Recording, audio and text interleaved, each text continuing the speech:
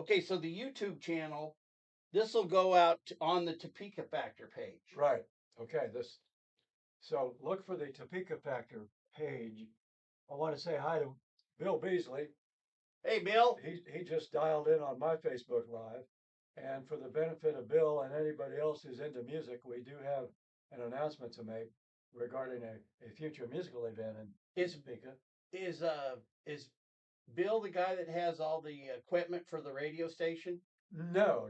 Bill is the guy who's involved in the Topeka Blues Society. That's how I know Oh him man, through participation in the. my rollers aren't rolling. Rolling, rolling. That sounds. So we're going with That sounds. chairs today. That sounds like a blues song right there. My rollers won't roll. My rollers won't roll, baby. My baby's ready to go, but my rollers won't roll. I like the comment. You know what happens when you play country music in reverse? Heard that. Yeah, you get your car back. Your marriage comes back together, and your dog comes home. Yeah, and then you find out that Beyonce's taken over the country charts. So what are you Oh going to me, do? what are we gonna do about her? All right, I got to do a little adjustment here. Okay. Well, what do you think of the Once again, this is Facebook Live, triple simulcast. lay of the land for the new studio? I like that. Yes, Topeka Factor is coming soon to the Topeka Factor, a new studio. I got an idea for a program. Okay. So why don't you and I, like, we'll have city council behind us going on. Okay. So that'll be like the green screen, but we'll have it live. Okay. And then you and I will do color. We'll give commentary. Oh, we've made a motion. There's a motion on the floor. We can give commentary to the city council live and live on our programming. And what's the over under on how many minutes it takes for them to throw us out? No, we'll do it from the studio. Okay. Oh, I got you. Yeah. This No, this I got this from one of my viewers, and that'd be kind of like those ESPN deals where you have the quarterback. I'll be like Don Madden, Peyton Manning and his brother comment. and you can be Euchre. Yeah. Remember Euchre? No, I want to be Peyton. Forget about Euchre. I want to be Peyton Manning. Okay, you're Peyton Manning. Yeah. I'll be Euchre. No, I can't be Euchre because he was a drunk. Yeah, we don't want. I'm not a practicing. Right. I swear, if I drink enough caffeine, I feel drunk. And, well, now we got to say hi to Julie. Hi, Julie. Hey, Julie. Thanks for tuning in on the Marshall Barber live show. Julie's checking out the big triple simulcast. It's Henry McClure live. It's the Topeka Factor, and it's my own Facebook live. And so I'm coming out. We do have some music to talk about. And I want to talk about music. Are we talking about Kiwi.rock? Well, we could actually, now that you mention it, the music announcement I'm going to make. Let's just do it. Pertains to a band a band whose music was heard on Kiwi, music which was also heard on K-Top AM when I was the first DJ in the world to play music by the band Kansas. Oh, wow. I went to school with Emily Levgren. Mm-hmm. Emily was such a cool person. She was so grounded. I think if you look up Zen in the dictionary, there's Emily's picture. Oh, yeah. Okay. Well, let's look it up. So what relation was she to Carrie then? Was she a sister? Little sister. Okay, good. Well, Carrie went to Topeka West. He was a year ahead of me at West. A Charger. He was. Once a Charger, always a Charger. He was a live wire even back then, yes. And then Richard Williams, Dave Hope, and Phil Ehart were all in my class at Kansas. One of the girls that I had the biggest crush on my whole life was Carolyn Lacey. Did you ever know Carolyn? Oh. She was married to the lighting director for Kansas. I don't know his name. Was that Merle? Yeah, maybe Merle. Merle McLean? Maybe. So anyway. Hey, this show on my side is brought to you by Fit Excavation. Okay. So what are we doing with Kansas? Okay, Kansas, let me just say that they went out to Liberal and recorded a demo tape. This was before they had the recording contract. And then when I was doing the Midnight to 6 show on K-Top, I got a phone call from one of the guys, I think it was Richard, who said, "Hey, we just made this tape. Can we come out and can you play this tape on your show? Hey, did you used to drink during the show? No comment. Um, Fifth but Amendment. the alcohol, None of my business. the level of alcoholic consumption involved may have had something to do with the decision to completely defy music rotation policies as they existed at the time and go ahead and roll the tape, thinking that, okay, if I get caught, they're not paying me anything anyway. So what risk am I taking here? Were you on? So we No, wait. actually Was this a volunteer job, or or just nothing? They weren't paying you anything because it just didn't the, seem like valuable. the dividing line between volunteer work and What's this job? and that job was pretty marginal. But anyway, they come out, they bring the tape. Man, look at all the people Uh, you got watching your show, Randy, and I got nobody on mine. there's another old Topeka guy, Randy Counter. Hi, Hey, Randy, how you doing? Uh, And another one popped on. oh, How many that's viewers you got? oh, now that guy, he's out in Massachusetts. Hello. Uh, Hey, thank you for tuning in, man. Peter is an old Rock House fan, and we do hope to be restoring Rock House before too long. Um, by the way, No, after what's Rock House? Rock House was the internet music show that I had going. And if I can show this logo here, KKFI, uh, I'll be rejoining. Wichita? That's Kansas City. Oh, I'll be joining Wendy Mason as a guest DJ on a future Friday to be she's single. announced. No. Okay. Uh, All right, Wendy. Better well, luck next time. anyway, back to Kansas. We played the audition tape. Okay. This very tape was used to get their recording contract with Kirshner, and that culminated in the release of their first album, which had the "Can I Tell You?" It had Belexus. It had "Lonely Wind," and Lonely Wind. yeah, one other track that I forget. But there were 4 cuts on the tape. We played them all, and the rest is rock and roll history. I used to love it. But now, speaking of Kansas, Okay. here's the big announcement. They are on their 50th anniversary tour. So how do we get a drum roll? Okay, the and they had scheduled one date in Topeka as part of their 50th anniversary tour, which was going to be and is October 4th at TPAC. Okay. That is sold out. Okay. That's sold out, and it's been announced this morning that they are adding another Topeka date. There you go. Breaking news. They're breaking news on the Topeka Factor, only on the Topeka Factor. You're not going to see it on Channel 13. You're not going to hear it on Magic 107.7, only on the Topeka Factor, in touch with local music happenings. Wow. Will you hear this? It's what you know, it's who you know. October 3rd Okay. is that's a Thursday night. The 4th is a Friday night. And you can get your pre-sale tickets starting tomorrow morning at 10 a.m. at the Topeka Performing Arts Center. Man, you're a good man. So, So you know Bob Zabel? oh, well, I remember Bob really well from the old days at Grandmother's. Yeah. Which was, by the way, speaking of Kansas. That's what I was getting at. Yep. I knew this is me wanting to know. I know a little history. Kansas. That goes I back already name dropped Emily. Oh, we got to say hi to Michael in Kansas City and Carlos out there in Colorado. Hola, Carlos. So, What part of Colorado? well, he is the part of Colorado that was annexed by Grinnell College, which would be probably in the greater Boulder area, but I'm not sure. I lived in Boulder. It's a virtual Two Grinnell times. College colony out there in Colorado. So I lived in Boulder 2 times in my life. Yeah. That's where I got a DUI once in Colorado, and I got a chauffeur for a year. That's the subject for another. No, my company actually paid for a chauffeur for me. That's the subject for another edition of Topeka Factor. Oh, I don't want to. How many respective states have we been arrested in? Yeah. We got one in Wisconsin once. Okay, I'm Anyway, not going there today. Okay, I love Wisconsin.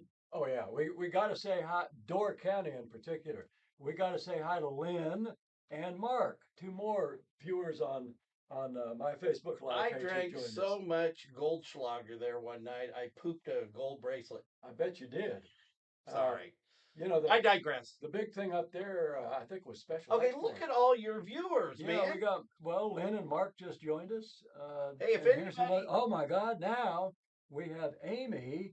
And I think Amy, Amy's calling you. no, that's Topeka Dentistry calling me. They want to repo my dentures. No, Hey, we ought to get. We could get people to call in on. We could do a talk show. You got to call in 785 235 3353, and I can answer them on my Google line. operators are standing by to Yes, take we your have call. What's that number again? 785 235 3353 if you'd like to go live on the Topeka Factor. And their call will be audible? Yeah, Let's do it. it'll come right over. Now, Steve, we'll be okay. able to have that on the studio on a whiteboard behind us. Yeah, that'd be cool. Yeah. A big shout out to Amy. And I think Amy is in North Carolina, if I remember right. Home of the Tar Heels. Oh, yes. And Duke University. Home of, My brother graduated, Johnny Breyer. You remember him? I remember Johnny He was Breyer. the best Breyer out of them all. Well, yeah, okay. If you're gonna draw those distinctions. Yes. Well, I have inside information. He's in the Breyer Hall of Fame. I've got as much information about the Breyers as you do. Which, by the way, when does construction start on the Breyer Hall of Fame headquarters on the banks of Lake Sherwood? Oh man. Groundbreaking is when? I want to know. Well,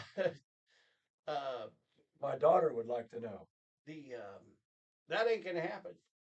Okay, well, okay, no, we'd have to talk to Jim and Judy Nyman if they'd like to make that happen. They lived right across the street.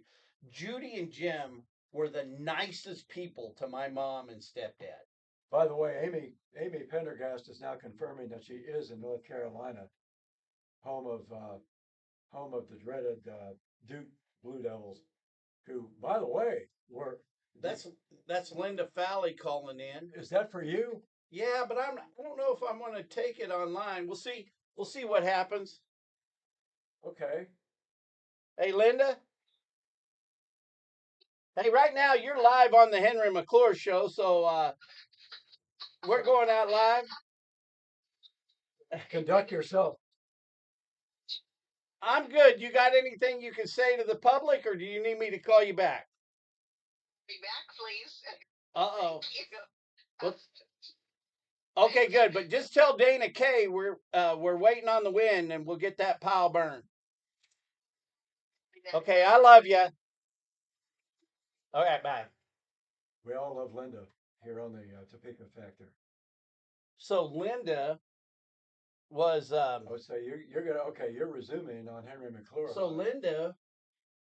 Once again, just real quick, Facebook Live from the Nerve Center of the Topeka Factor. Marshall White Hat Barber here with Henry McClure, and we are in the process of we're taping the Topeka Factor for YouTube, and we're also live. It's a triple simulcast, and we've just been joined by two major figures. I'm telling you, I think we can make more money doing this than selling real estate. Two major figures in the. Who do you got? In the Topeka political socioeconomic sphere? That would be Johnny Humpage. Oh, I like him. And Bernie Van Stone. Oh, yeah, I like him too. You love Bernie. Everybody loves Bernie. Forget about it. I'm trying to get Bernie to go to work for my media company. He should. That guy knows Shawnee. I mean, he knows Kansas. Bernie needs steady work. I mean, think about that little Jeep that he's got. Yeah. It's been everywhere. It's like a little mule. Yeah. He's like a mule. He's so fucking stubborn. So once again, hi to everybody on all of our respective. I couldn't say mass media. No, we are mass. We're okay. This is. Well, I'll get it because I can post this whole show out to Twitter. I'll send it to Elon Musk. Elon, remember Henry McClure? I asked you to, and I'm asking you right now. Let's move one of your operations here to Topeka. Well, Elon, if you'd set up. If you don't ask, you're never going to get it. If you'd like set up some dealerships like every other auto manufacturer, particularly maybe one in Topeka, maybe your sales. It's Middle Earth. Maybe your sales would start going up instead of plunging as they have been lately. Hey, and we got some silos. around here. Maybe we could buy a silo. Okay, Amy's going back to work, so we're losing Amy. All right, But Amy. We'll talk to you later. have a good day at work, Amy.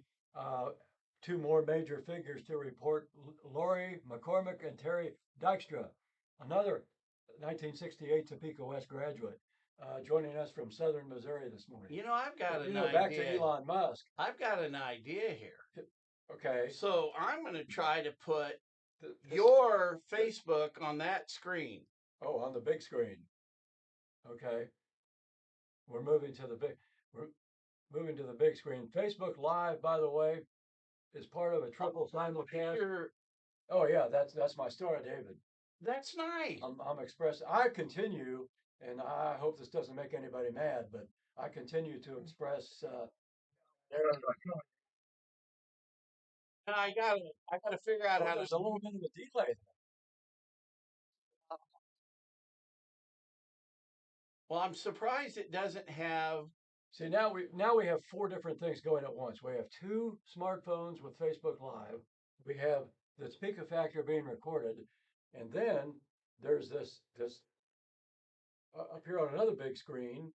We have But what I was delayed. hoping you could It's see. a delay. What I was hoping you could see was the names. I thought it would help you. Oh, it does. It helps a lot. But So as long as we don't get the no, but it doesn't have these, and that's what I was hoping. oh, it's got those. Yeah, right there. They're right there. Yeah. So now that we don't have the delayed we got feedback Peter, Amy. Yeah. I knew some Pendergrasses. Well, Is she of the Kansas City Pendergrasses? No, not the Kansas City Pendergast, but the Topeka Pendergast of related to Paul Pendergast. Okay. Who was a mover and shaker. Great guy, by the way. He helped us meet Senator Ted Kennedy once back in the old days. But yeah, Paul was a political mastermind and really a good person. And I think Amy might be his daughter. I'm pretty sure. Okay, and then we had a Pendergrass that worked at Mace Ridge. Mm-hmm. Well, yeah. Not that means anything. But yeah. Okay, no. So look, we rambled. We have rambled. Okay, but you've done breaking news on Kansas. I think we finished up our Kansas news flash. All right. So now we're back. So let's reel it back in. What else? We're going to reel it back in, and let's talk. I'm sorry to take charge. Now, well, it's not like it's your studio or anything. Hey, I'll give you the combination at the door. One last snarky comment about Elon Musk, since you brought up Elon Musk, and I've been reading in the Wall Street Journal about how his sales have plunged. You know, open up some dealerships. Do you even want an electrical car? Well, that's a question that people are asking. I don't. That's a question. Now, the Chinese, I can't remember the name of the company, but a new electric car company in China has just started operations, and they are already and they are undercutting everyone else's prices. So what you can see happening perhaps in that market, if there is one, is this ongoing downward pressure on prices to entice people to buy electric cars. And one thing that might help, I'm not a car dealer myself, but what if you had Tesla dealerships as opposed to having to buy them? I don't want a Tesla. I hate pumping gas, let alone having to plug a car in. Okay, I know I don't want a Tesla either. I'm perfectly happy driving my ancient Toyota Avalon. But what about where are we really saving when you've got coal-fired plants providing electricity? Oh, I'm totally on board with what you're saying. All right. Hey, that's one time. That's one time. Except you're also on board with the Shawnee County SNCO first. Okay, that was the thing. That is an amazing. You know what? I really appreciate your support. That's the topic we were kind of circumambulatory in a circumambulatory fashion. So I want you to know I sat down with Kevin Cook the other day. Did you really? Yeah. Nice guy. And he said, hey, we've got 550 jail people. We've got 475 sheriffs. It's more than what you think. And he was almost like saying, be careful what you wish for. So I've been going to all the meetings. the work sessions.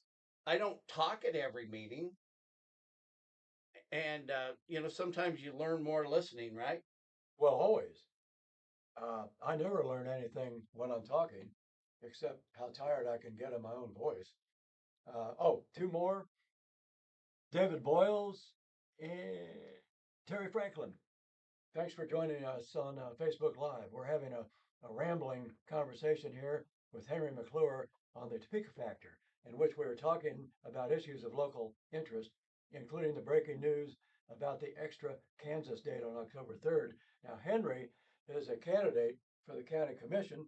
We mentioned the name of Paul Pendergast, and as long as we've invoked the name of a political mastermind, we can mention that this is an election year, in addition to all of the campaigns that you've already heard about incessantly. Well, I'll tell you who I like is that Brian Hill for sheriff. Okay. I do like him. Okay. And I know Joan Wagnon. So now we're talking local politics. Yeah, here. we're back. I know Joan Wagnon has a really good candidate for Senate. And I'd like to get Joan in here on the Topeka Factor and maybe her candidate. She's got a candidate for state Senate? Yeah, state Senate. Okay, who's that? Do you know? What can you say? Yeah, I can say. I just can't remember it. Oh, okay. It's a blender up here. There's a lot of stuff going on. We've got this really fabulous candidate for the state Senate. So when you hit the voting booth this November, just write in the guy that Henry McClure was trying to think of on April 10th. We'll get an update. Really, I love history, and I think the founding fathers never.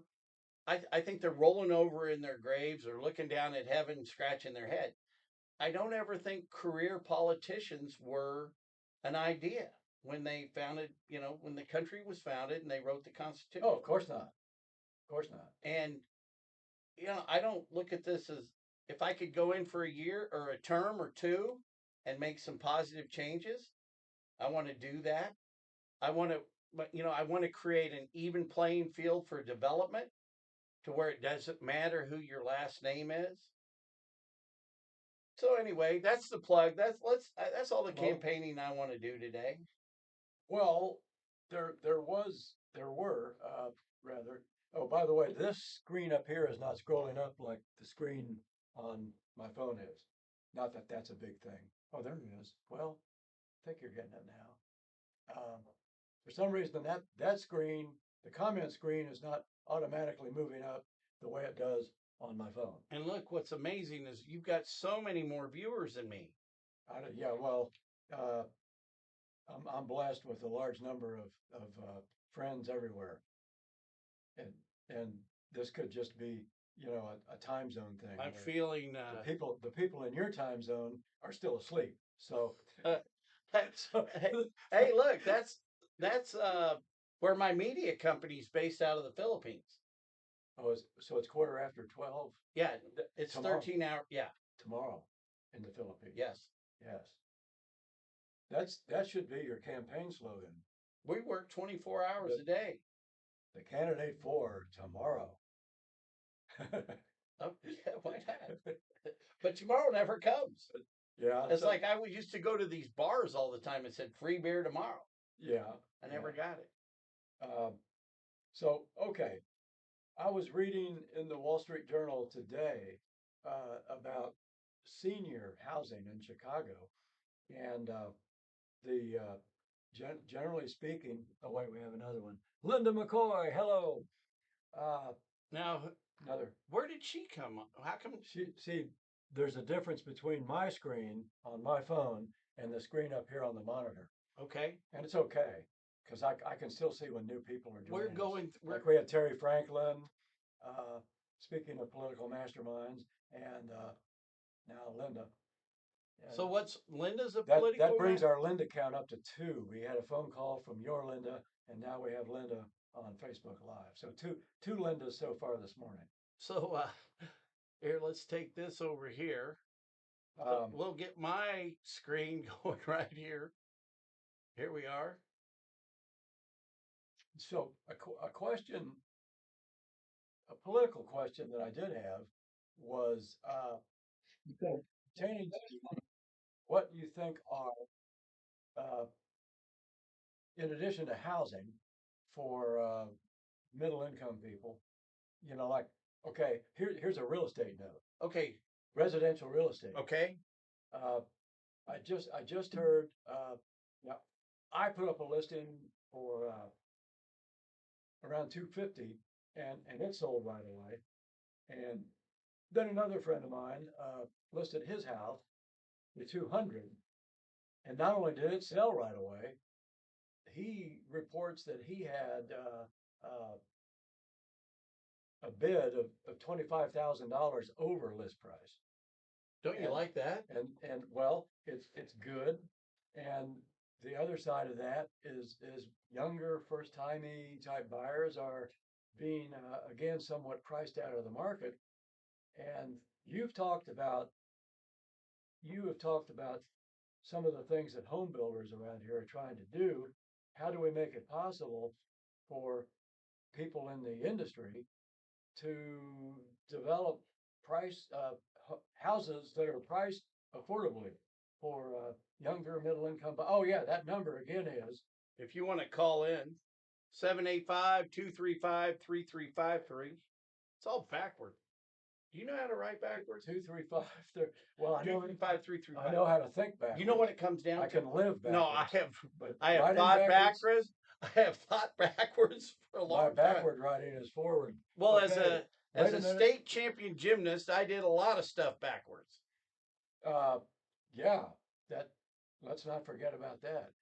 So Also got to say hi to Susan Schmitz joining us on Susan, Facebook Live. we're glad to have you. And that number again was 235-33 what?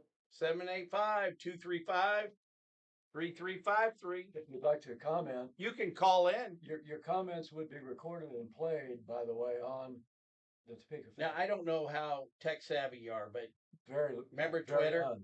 Remember Twitter before it It's called not X? Yes. Well, they used to have a platform called Periscope Oh yeah. that Yeah. ran over on the Twitter platform. Uh-huh. And I could go live um, on the Periscope. It'd be shown on Twitter, and you could call in, and I had a call-in talk show on Twitter. Wow. And I actually talked to a guy. He said he was over in England somewhere. They shot Braveheart like in his backyard. Wow. And how does that happen? We could shoot the sequel right here. I'll tell you. Speaking of Bravehearts, I want to say hi to John Landis and Jeff Allen. John's a local guy. Jeff Allen's over there in beautiful sun-drenched Johnson County. All right. I like Johnson County. Oh yeah, that's where my daughter lives. Speaking of the Briar Hall of Fame, she's in Olathe, and she's 51%. They went down to Arkansas to view the. Did you see the eclipse the other day? No. They went down to Arkansas to get the totality. I'm perfectly capable. I'm going to see another one. I'm totally capable of blacking out reality at any given moment. I don't need an eclipse to do that. But oh man. So back to the local races. The only county commission race is the one you're in, right? Yes, and one thing I want to say. No, there's district. I'm in District 2. District 2. There's District 3 that Aaron Mays is up against. Oh, okay. And I think Aaron Mays might have a target on his back. He's a Republican, but I think there's some people in the Republican Party that might not be supporting him. I wonder why that would be. Masks, shut down. You know, the coronavirus. Speaking of masks, he was a mask wearer. Mask was the title of I think it was Kansas's second album. Seriously. Hey, well, they're going to have to come back and do a show. So I think don't for be Aaron against Mays. masks. They're going to have to come back and do a show for Aaron Mays. Vince Fry. Hey, Vince. Hey, Vince. How you doing, buddy? Facebook Live. Once again, Vince if is you're, a ju- if you're just joining us on Facebook Live, Vince is a contributor to this community. he is. We have a triple simulcast going on now. 2 Facebook Lives, myself and Henry McClure, and the Topeka Factor. Which, how does someone watch the Topeka Factor?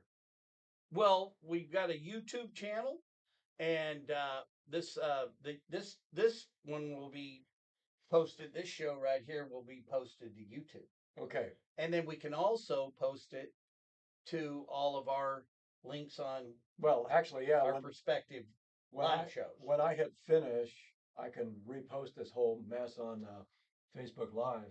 So, Yeah. gather around the dinner table tonight and Look, you're up to 9 viewers on yours, holy cow. and I got 0. I didn't know I had that many friends. And well, you really don't. They're I don't really. Reality principle. Okay, so we've got a couple of county commission races. Has an opponent for Aaron Mays been announced? No, But you think there's going to be? I think there's going to Do be. you think he's good? See, I got way ahead of myself. Is there a primary? See, I can't wait. Is there a primary? There could be. I mean, will If somebody had, and I'm telling you, if a guy better than me in the Republican Party comes forward, well, I just might endorse it. You might step back. I don't know. That sounds wishy-washy. I wouldn't do that. I wouldn't say that if I were you, because if you do that, I want my money back. Okay, so, But uh, so there would be a primary election okay, coming up, correct? yeah, that is the wrong thing to say. There would be. But that wouldn't be the first time I've said the wrong thing. So I guess just to But make back to the point of, I didn't really, and let's I've make never gotten into politics. let's make something clear right now that you are not a candidate for the Kentucky basketball head coaching position. No, so I'll be able to live out my my time. It won't be one of these things. Hey, if he resigns, I'm not like the runner-up, in the Miss Universe. Mhm. If she can't fulfill her duties, if Kevin Cook can't fulfill his duties, I'll step in now. Oh, he's ready now. He's tanned, he's rested, he's ready. No, I'm serious. How about But in theory, if there was somebody better than you, because I'm not the best. I don't think I'm the best human being on earth, but I think I have, from a real estate standpoint, and let's talk about this real quick. From a real estate standpoint and commercial real estate, I don't think there's anybody better. Okay. I think I've got, with 44 years of experience when it comes to real estate development, I'll go up against anybody. Okay. Do you remember Steve Sofro? So this would be Remember Sofro? Yeah, this would be part of your qualifications for office. Well, The fact that you've been excellent. Scam likely. We ain't Yeah. taking that. You better, I get those too. So far this morning, we've been scam free, but keep going. So Qualifications, excellent commercial real estate broker. And what do you do with that one? well, we're not taking calls on the Henry McClure live show. So But we are taking calls at 235. 3353. Yeah, area code 785. But let's talk about number one, what is economic development? Okay. And I think we need to redefine what economic development is. And then really we have to look at what is the role of government.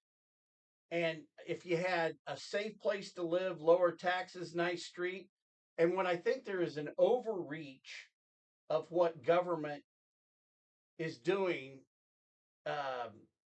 they shouldn't be buying hotels.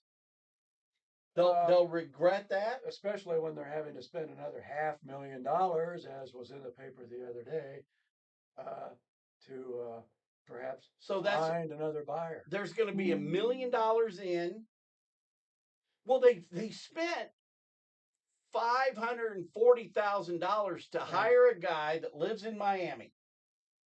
Okay, this is the city government. The city government. We're not talking about the county. but hang on a second here, though. But just to be clear, and by the way, I wonder a big section of my area is within the city limits. So the Shawnee County has boundaries. And this is the way it works for the county commission. by the legislature, you got to have like equal amounts of population in each district. Okay, you're right. In each county commission district. Yeah. Okay. And within that, so I've got District 1, 2, 3, and 4 in my district. And this is the cop Okay, out. those are city council districts. That are City in your council district. districts. Okay. And the This cop does out. get confusing. Well, not really. Well, really. You'll catch it up. It's like, well, keep going. Yeah. Look here, and I'll show you Wait, one. we're real quick. Want to say hi? You say hi. I'll be right back. Where are you going? I'm getting a non-confusing sign. Henry has left the building. He'll be back. Want to say hi to Sherilyn and to Barbara. Barbara, I think, is down there in Florida, and I'm not sure where Dave is, but hi to Dave Barnes as well. Now, if they wanted to get title insurance on that hotel building, they could contact Sherilyn Marvin.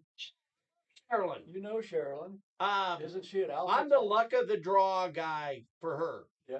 So I walked in to buy my house. Jerry Brocious was the broker. Oh yeah. Yeah. And back in the day, and Sherilyn was my closing agent, and I have all my work at Alpha Title. There you go. Hi, Sherilyn. And hi to oh, Dave Barnes is in Allen, Texas. Allen, Texas. There's something going on in Allen, Texas.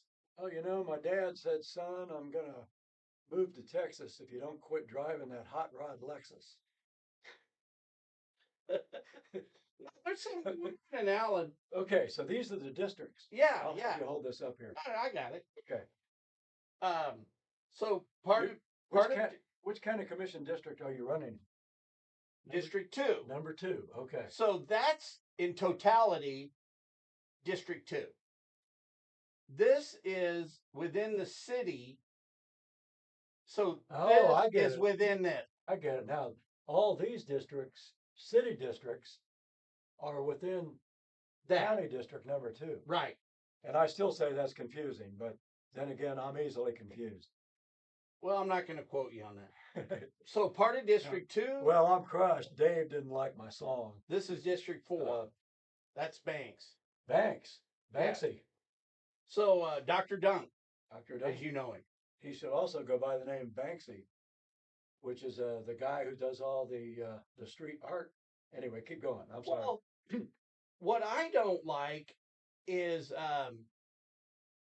like I was at the county commission meeting the other day, and Cook told me to go talk to the city About whatever. okay. Well, no, I'm not. And he acted like like I didn't know how to develop within the city. Like I was a new guy. He was telling you to go talk. Hey, to look, the city. and you need to go talk to the planning department, telling me like who to go talk to. Like I've never done anything in Topeka. Right. You know, College Hill was a $36 million project, $25 million in private money, $6 million in TIF, $4.5 million in public infrastructure. So this gets back. We're in a rambling, disjointed kind of way. We're having a conversation about the forthcoming Shawnee County elections, among other things. And Henry is a candidate for the 2nd district. And in talking, He almost had Vanna White quality. Well, yeah, and another It's the hand gesture. in another universe, I could do that. But my point. Speaking of qualifications, he is mentioning something that is an objective fact, an objective true fact, which is that he spearheaded a major development which turned a fairly decrepit part of the inner city of Topeka into a part of Topeka featuring new housing. It was a broken down old Aggieville. And well, yes. My old friend Paul Dinkle, who owned Santa Fe, what was that called? Santa Fe Annie? Yeah, he was a good guy. He might disagree with me. He's in the real estate business. But, well, R.I.P. Paul. Oh, he died? Yeah. Oh, man. But anyway, as Episcopalians, we don't usually do that. Too often in government, and I can speak as a kind of a liberal Democrat kind of guy here. I'm not anti-government. That's okay. But too often in government, we get people who get elected, and they come from a background with very little practical experience. They might be coming from an academic background, or something, uh, and they really don't necessarily know all the intricacies of putting things together. Whereas Henry did spearhead, in all objective reality, a major development, which continues to be a highly visible, positive thing My for first the community. project for Mace So, Rich was a TIF project in Boulder, Colorado, and we paid the TIF bonds back in 6 years. I had 100 people under construction at one time. On today's dollars, it'd be $110 million project. But my whole life, all I did was put people in business. And I went to Chattanooga, did a 36 million or a $10 million renovation, 50 new deals. So my whole life has just been putting people in business. And I think that's good economic development. What are we going to do? so we get into a question of how does government help as opposed to how does government hinder? And I'm thinking you could work with the other county commissioners. Well, yeah, but also too, in if spite I'm of in if I'm in office and somebody comes to me and says, "Look, I can't get this deal done that I'm trying to Right. do, or some issue with the city," well, I'm not going to say, "Well, I can't help you. That's in the city." You're not going to be. I'm not going to be that guy. You're not going to be dismissive. No, I mean you can't go like that. Oh, that's city, that's county. You can't be that person. Yeah, we got to say hi. By the way, just hi Liz and hi Brian. More people Who's joining. Liz? Huh? Who's Liz and Brian? Well, Liz actually does a lot of legal work for the local disability center. Oh, So we've got some, we got some brain power dialed in on my Facebook Live side here. And Brian, I think, is out of state. Correct me if I'm wrong, but Brian's an old Facebook friend of mine. and there's nothing wrong with being a liberal And- Democrat. Well, I'll tell you that. these days, the only exception to that might be foreign policy, but let's not go there. This Yeah, we're putting Shawnee County first. We're just talking Yeah. about Shawnee County. This referring back to that icon that I have on my Facebook page, which refers to my allegiance. Well, you're completely supportive of Israel. Correct, and that's not going to change. And you I know am what? too. Hey, there's Dale I think and Stephen George. I think if you're and standing with and Ukraine, Brian's you ought to in- be in Ukraine. Brian's in Lawrence, Hey, Brian. by the way. He's not in Ukraine. He's in Lawrence. But let's. You know Dana K. Anderson, my mentor, Yeah. who Linda works for, who called earlier. Oh, okay. He lives okay. on top of the Oriat. Yeah, that's where I'd no, I'd say that's where I'd like. No, I wouldn't like to be there. I'm happy. No, I want to. I'm happy here, but I do want to find some land. If anybody's watching that's in the land business, I need some acreage. Want to be out and about. Man, the other day I'm out driving around. Have you been all the way to the border on Second Street? It's been a while, but yes. It is beautiful. Oh yeah, Man, you got like views of the river valley. lots The of trees. people that live out there, they're living large. Lots of trees. Lots of trees, dirt road. Who cares? I got the old truck there for the dirt road. Oh, we mentioned Santa Fe Annie's. Yes. One of the iconic personalities from Santa Fe Annie's, Bill Vickery, is tuned in on Bill Facebook. Vickery. Yeah. If I think I know Bill if Vickery. you were back in the 70s, He told me to run for city manager or something. Did he? Well, anyway, yeah, you should have listened to Bill. But hi, Bill. Thanks for dialing in. Hey, Bill, good to see you. Once again, I kind of feel a need to do this for people who are joining on my Facebook Live page. We're in the process of a triple ripple simulcast. My Facebook Live, Henry's Facebook Live, and the Topeka Factor being recorded with Henry McClure. We're getting more legs out of your site than mine. I don't know See, why you're a that is. media giant. It goes back to you giant. being from Kiwi. Yeah. A media Gulliver. Gulliver's Travel. Yeah. Hey, it's an odyssey. Holy cow, now we've got Ottumwa, Iowa. Mace Siegel Speaking, did his first deal in Ottumwa, Iowa for Arlen. Are you kidding me? No, I'm not kidding you. And you know who he beat to the punch? Mel Simon. Wow. Yeah. Ottumwa? Yeah, very first deal was in Ottumwa. It's a really sweet little town, and my old college friend Steve Siegel is dialing in from Ottumwa. Mace Siegel. If you Mace look, Siegel did the deal. they How could does he be spell? related. How does he spell his I'm Siegel? not saying they're not related. It's Siegel. That's the same Siegel. I bet they're related. You never know, man.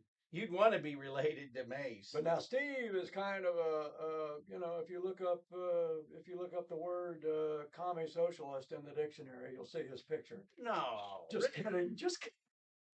Like he's another Grinnellian, and most of us Grinnellians have pronounced subversive tendencies. So anyway, what are the chances? it's just putting him No. out there. Okay, let's talk about synchronicity.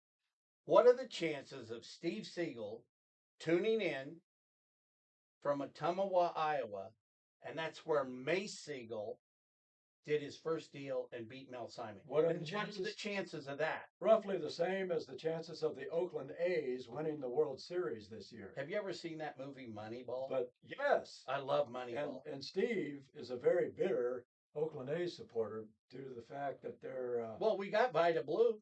Their greed head. Should we get Vida Blue? Yeah, we got Vida Blue's pictures in there. I met Vida Blue. That is true. On the walls of another portion of the studio, there is an autographed picture of Vida Blue. At that time, he what was are the playing chances for the of Giants. that happening? What are the chances? But he's a Vida Blue fan, and you know Mace played baseball. I did not know that. Yeah. Yeah. So Mace, here we've got a tie salesman after World War II. You know, he was in the Navy. They said they wanted him to go career. That's what he did. He was a tie salesman. Listen to this. He was career. They wanted him to go career Navy. Yeah. And he goes, well, what rank do you think I'll get? And they go, hell, Chief Petty Officer. And he goes, no shit. So he quit the Navy, became a tie salesman in Macy's till he got going. Then he got his broker's license, and Mace died with $3.5 billion. Is that all? Yeah. And this was Mace's training for me. Just think how much money he'd have made if he got started out doing something other than selling ties. That's a Mace's training for me was just treat people the way you want to be treated. That's pretty good. And now then he also said I would have had real money if I had never got into horse racing. So a lot of people who get into horse racing end up saying that. Yeah, if I just hadn't gotten into horse racing. Well, you know Brian Mayberry. Brian Mayberry. Yeah, that was who did the training in his stable. He was the trainer. Yeah. This, by the way, I don't want to get sidetracked, but Kansas. You can get sidetracked. Kansas at one time had a thriving pari-mutuel industry involving horses and dogs. Now, there are people who have strong feelings about whether there should be dog racing or horse racing, and I think dog racing is pretty much defunct. But all I'm saying is because of the idiocy of the Kansas State Legislature, the pari-mutuel industry, which provided jobs and recreation for a large number of people, completely disappeared. And let's bring it back. Has been instead supplanted by casinos, which exist for no reason other than to separate people from their money. Okay, see the colors of the jockey? Yes, those are your colors. Yeah, do a close up of the colors there. That's pretty cool. I like that. And of course, now California is a state with at least two major tracks. I love living out there. Well, there's three. Del Mar. Well, what about Hollywood? Hollywood was redeveloped, wasn't it? That was an old Kansas boy, by the way, who what was his last name that owned the Hollywood racetrack? I don't know, but can I tell you a Sandita story? It was D something, and he was he was an old Smith Center guy. So my listing out on 21st and Adams. 21st. It's all multifamily. Okay. M2, M1. Yeah, that's the vacant ground. Right? Yeah, so we can make a deal on that at $288,000. Anybody that wants to come forward on that. You know, we got it. We're not doing as much commercials as we need to do. Well, I know. We need to talk about one of your listings. But listen to this real quick. So I'm talking to this guy about that listing, and he says he lives in Seal Beach now. He used to live up by San Nita, Oh, yeah, okay. and it's really a great neighborhood. I mean, it's like Westboro. I can well imagine. Yeah, so it's like Westboro, the track. And so I'm talking to him, and I go, "Oh yeah, a good friend of mine's dad lived there."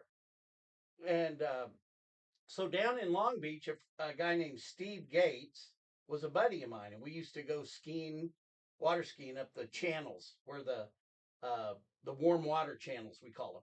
So I said, his dad's name's Steve Gates, and he lives up by the track. Well, Steve's Gates Senior brother was the police chief of LA. Oh, yeah, okay. Daryl Gates. Yeah, and Steve was a captain. Okay. So it was nice to know those guys. And plus, we had cops as our security guards in Panorama City, which was built on a orange grove that was owned by Mae West. Come up and see me sometime. Hey, is that a gun in your pocket? Yeah. You just glad to see me. So anyway, I'm talking to this guy. I go, "Hey, did you know Steve Gates?" And he goes, "Well, he was my neighbor, and I played cards with him every Wednesday night." Wow, okay. That's Yeah. that's as good as So you played Steve Siegel You played tuning in from Ottumwa. almost as good, yeah. No, that Not- that is the best synchronicity. That's good synchronicity. Yeah. Speaking of synchronicity, Who else? we got a spontaneous album review. I mentioned the album Mask, and Brian says, that's a great album. And Dale says, I just remembered that you gave me an autographed copy of Countdown to Ecstasy, first album I ever won on the radio. And then Dale went on to say, Pearl of the Quarter alone is worth the price of admission. You know what? It's time to talk about. Admission to what? The second Kansas date, just announced this morning here on the Topeka Factor. October 3rd. Your tickets will be available starting tomorrow at TPAC. We need to talk about Kiwi.rock.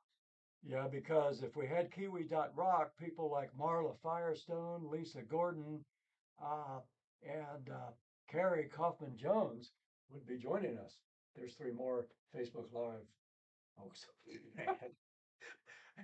Not to mention Deb Goodrich, who's already going off this. Deb, Yeah, she just had her birthday. hey, she did, and she's also she's a producer now. She's almost 40, I think. Here, let's see here. She's a producer. Oh yeah, you got her book. Yeah, Look at that. Look at this. He's actually got her book. yeah. Is that her book? Well, but what she's making the show about, Sod and Stubble. That's her Okay. show. Is she coming to the Topeka Factor? Or is Well, why not? I like her. yeah, she says, "Hey boys, She can come on the Topeka Factor anytime you want. I think your Mae West reference is what brought Deb out of hiding this morning." And and Lisa Gordon missed this, but we were talking earlier about starting a Briar Hall Hey, of Fame. why don't we get And so why don't we get Deb Goodrich to call in 785-235-3353, and then we can talk about your show. That would be cool. We have an actual Briar, by the way, on Facebook Live right Lisa. now. Which Yeah, one? Lisa, Your daughter, sister number 3, the youngest of the Lisa? Briar. Yeah, She loved fishing at the lake. Always run into her husband all the time. Mike, yeah, Yeah. they're good folk. Great people. Now, they are as down to earth as they come. They were a lot different. You know, there's a great Briar story about her older sister laying in a plane. Landed in the plane. Oh, she landed a plane. Her husband had like a stroke. Oh, was that Scott's wife? Susie? Had to be Susie. The oldest daughter, Nancy? Susie. Yeah. I thought she was Susie's the middle. Oh, Yeah. well, that's how much I knew my cousins. Now I could see Nancy crashing a plane because I was married to Nancy. because she was so good looking. That's your fault. She was so good looking that She the pilot who's supposed to be driving the plane would be going like this, looking back at Nancy, and there goes the plane. And into I'd the always ocean. say, you know, well, It'd be deep down, Nancy. I'm not related. It'd There's be- no blood Be connection. Nancy's fault, you know. We digress. She used Hey, to. Deb, call us on 785-235-3353. She might be concerned about her professional reputation, so she might, you know, Yeah, guilty by association. she might defer action. You're Oh, there's lucky. Bill. Holy cow, we got two more bills. This brings the bill count to at least three or four. Billy Pryor, Oh, Billy! one of the all-time Carl. great rugby players, Billy is former great. former proprietor of Pryor's Pub Yeah. in the Well, he and I are Sigma Chi fraternity brothers. Billy. Yeah, he tried to straighten me out back then. I can imagine he tried. He yelled He tried and failed. the white light. He tried and failed. Also, Bill Proctor. Hey, Bill. You know what was really fun? It was running into Billy when I lived out in L.A. Oh, that would have been. Yeah. Yeah. And I got to know his wife, Tony. You guys probably had too much fun out there. I mean, And Tony. he was really, he gave me this thing. I still have it today. It's called Quitters Inc. Oh, yeah. Yeah. I'll find it somewhere. As you can see, I never throw anything away. You know, I can produce books. If I looked hard enough, I could find this. But he gave me this thing because I was smoking too much cigarettes at the time. So I wasn't boozing it, but I was smoking. Yeah, I'd flip flop. right. And what's really funny? Transferring addictions is what it's Yeah, called. yeah. So nicotine actually is a mitochondria and it helps. It's a good disruptor. And actually, there are a lot of people that smoke that, but they have Oh, different. Deb wants the number again. 785-235-3353. 785-235-3353. We'll try to get you on live. But if you have the certain diet, this Dr. Gundry, I'm a disciple of Dr. Gundry. Oh, I'll Okay. get that sauerkraut juice for you. Okay. I found a cheaper. Now we're veering off into nutrition. Well, yeah. What were we talking about in the first place? I forget. So I it think doesn't matter. We were talking about The show goes on. Seriously, this is on the Topeka Factor. We're mostly focused on issues of local importance, including development. And Henry, as a candidate for county commissioner, is an experienced commercial developer. And we also might talk a little bit about. Oh, she said she called. She called Henry McClure live and got Henry McClure Lincoln Mercury or Lincoln County. She tried to call. Oh, maybe I got to have this program up. Are you running for commissioner in Lincoln County as well? No. Are you? You can only do one. Here, We could be breaking a major political story here, sports fans. It appears that Henry McClure might be a candidate for office in two counties simultaneously. No, but if there's a Henry Remember, McClure in you Lincoln heard County, it here first. Does Lincoln County have a county commission? well, but what I'm telling you, what I'm saying is, my 44 years of experience in commercial real estate, just putting people in business, Right. making deals. I mean, you got to think on your feet. So if you know a little something about development, and you need to bring, we need to have. Hey, look at it. We got it going on. Let's try this out. All right, Henry McClure live on the Henry McClure live show. Oh, What? so instead of getting Deb live, we got Deb's voicemail. That's all right. Let's see if it. Are you live? There she is. Hey, how are you doing? Yes, Yes, we can hear you great. Can you hear us? Well, Well, I love you. Thank you for calling in. Where are you today?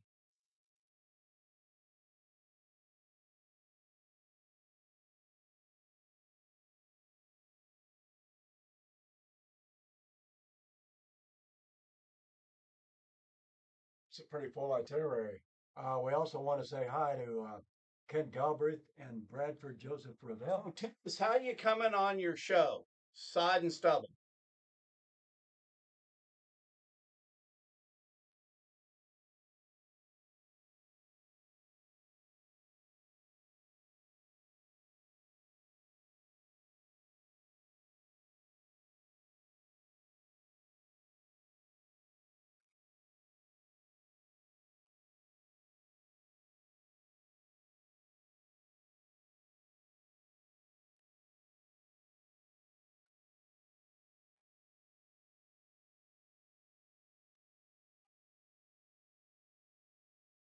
Congratulations, What's the premise of the film again?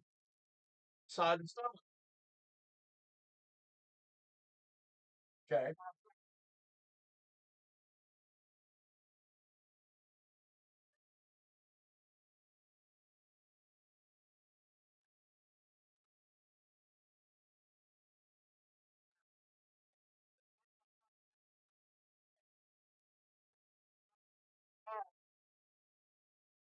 Well, so tell me, what I'm excited for the release. So when will we be able to see it?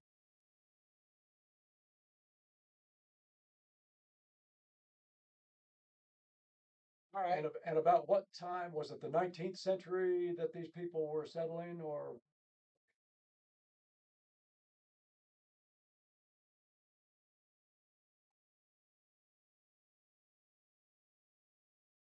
were they affected by? Were they subsequently affected by the Dust Bowl, or were they still there by that time? Or do we know?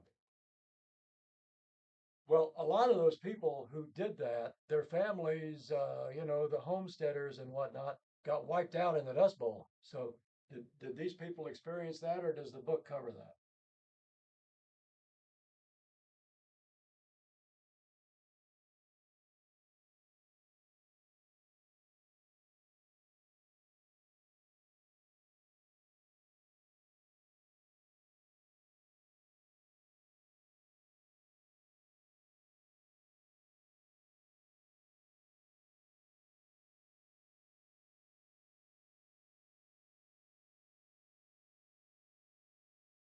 Oh, on the Manhattan The movie? Project? The movie?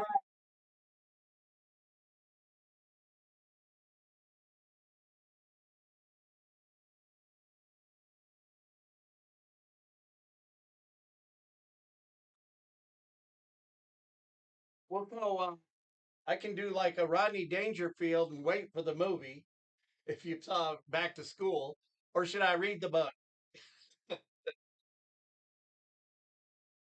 You gotta love Rodney Dangerfield. You remember when he went back to school? Yeah. Yeah, hey, don't you read anything? No, wait for the movie. You're in and out in 2 hours. When you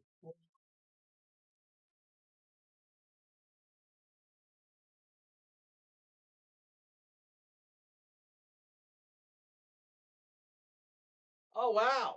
Now, will fantastic. we be able to get that on Amazon? From Barnes and Noble, we should put together All a right, book let's, signing. Let's put together a book signing thing locally. well, let's, yeah, let's, that's a good idea. Yeah. In District 2. Yeah, we could get a little jazz. We could get a little jazz I combo want a together. book signing. No, You know? but what I'm going to start doing is I'm going to actually start reading books because I think that might be good for me. And then become affiliate marketing, a marketer of books. Here's an idea. No, it's a really good idea. But seriously, when you get your book going, we need to have a local book signing event.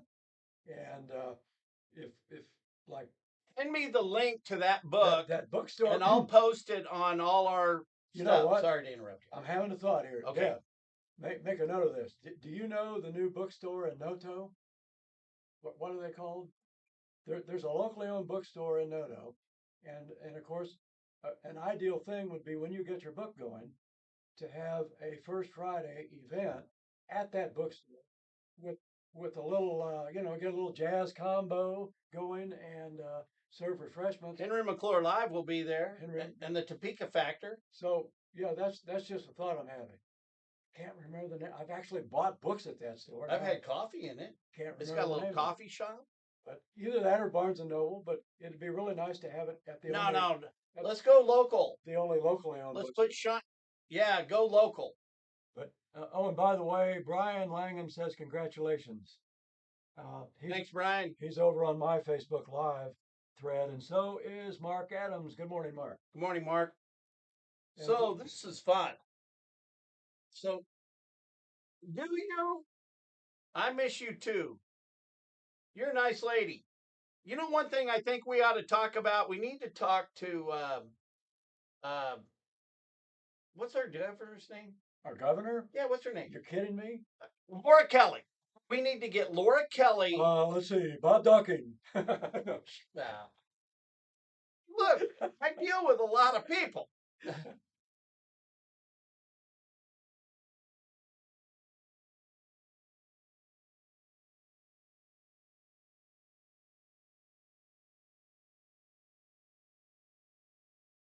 So my dad actually had a blooper one time when he worked for WIBW.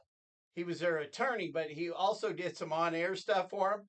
So this was a blooper. He was introducing the governor, and he goes, "And now Governor Crapper," and it made the bloopers. No, I'm not kidding you. I would never lie to you. That's a big time blooper. Speaking of,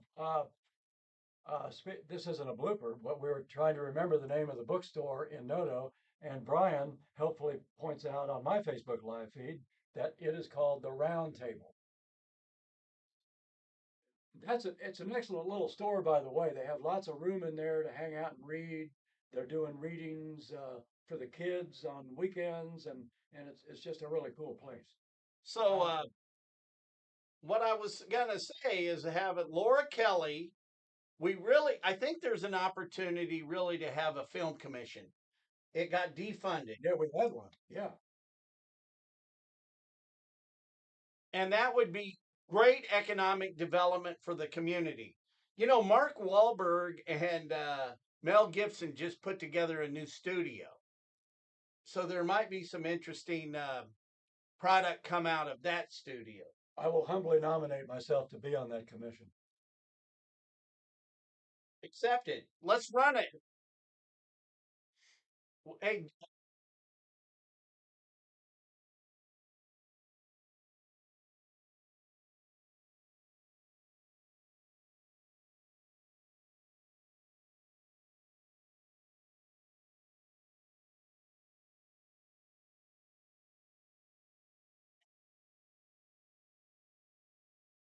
all right. So let me ask you a question.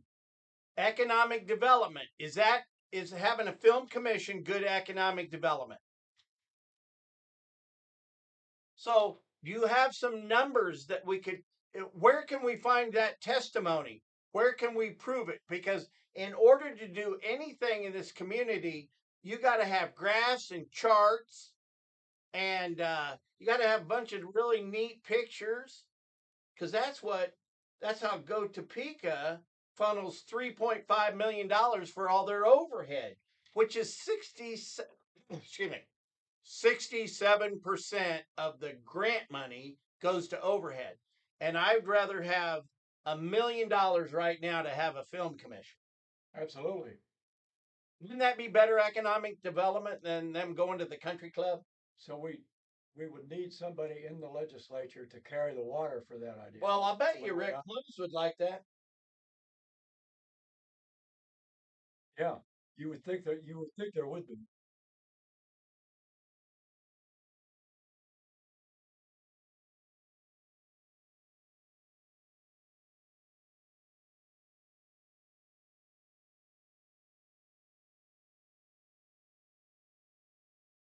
That's what Good. we're doing here. Uh, we're forgetting about the parties here in Shawnee County. We're going to put Shawnee County first for all our projects. We're going to thank Shawnee County, local people. What we need to do in economic development is to build entrepreneurs, not create jobs, but let's create businesses. Let's support the local film people. So why don't you help me? I'll help carry all the water to get a film commission going again. And I'll even support his appointment. Maybe we could get the Jayhawk Theater involved in that too. Why they never going? Oh, whatever. Uh, well, Yes, let's get the Jayhawk Theater involved. Jeff, what's his name? Carson, Jeff Carson. yeah, he's done some films. Also, I want to say hi. Oh boy, we got Angie, another. Speaking of, you want to borrow some money to buy a house, you talk to Angie, uh, Angie Floor Shoots, and then we've got Ron Roost, Now, I would say if it weren't for the fact that Ron is a competitor of mine, I would say if you want to find a house, call Ron. I'll give out his phone number, 221-3365. 785. But just call Ron and tell him, Hey, for you to succeed, Ron's got to succeed. Ron has to succeed. So give Ron a call and tell him 221-3365. So Say, let's get "Ron, all this data on the film Ron, commission. Oh, I sorry, would Ron. I would look at houses with you, except I'm looking with Marshall. No. Haven't you seen? I post everybody's listings. If I'm following somebody or we're Oh, yeah. friends. Oh, okay. This has been Yeah, this has been you're a doll. This is a great idea.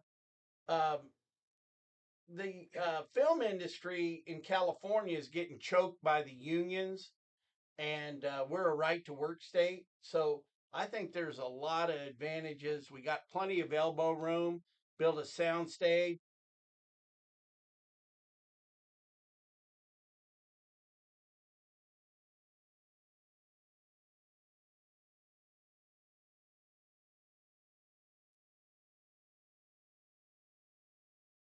Well, what's nice about it is we've got the third largest runway in the country.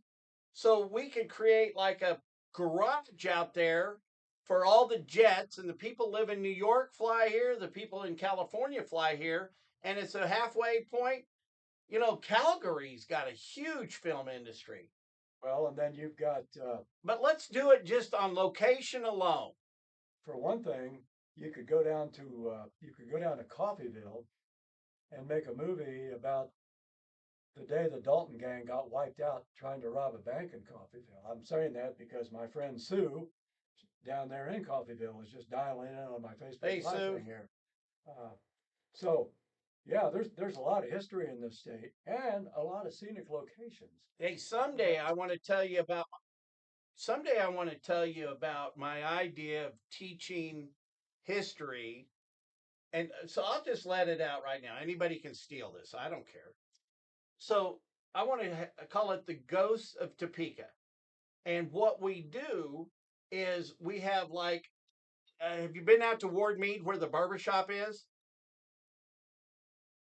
Okay, so we have the barber. It's like Floyd the barber. We get the barber, and like there's a couple of the cast members are in there waiting, you know, around the Cracker Barrel.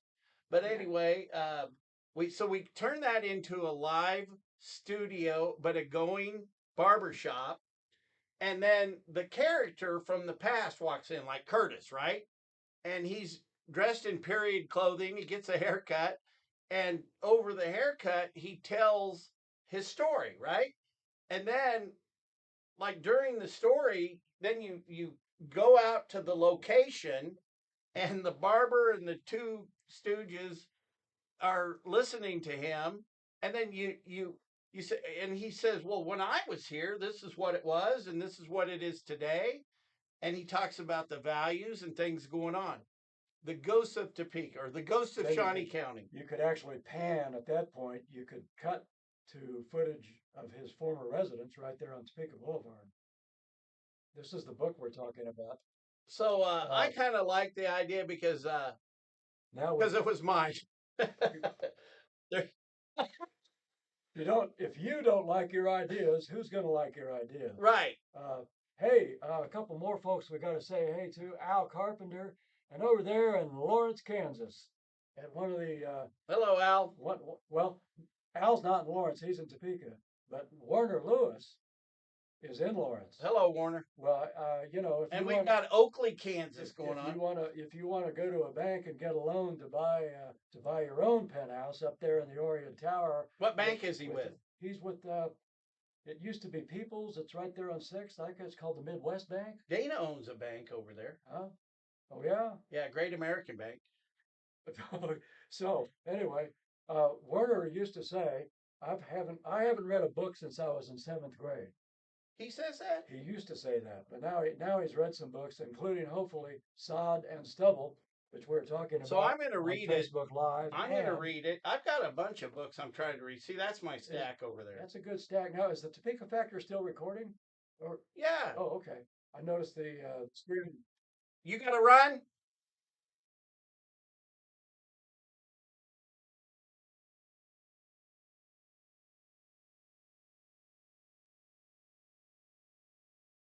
Mouse.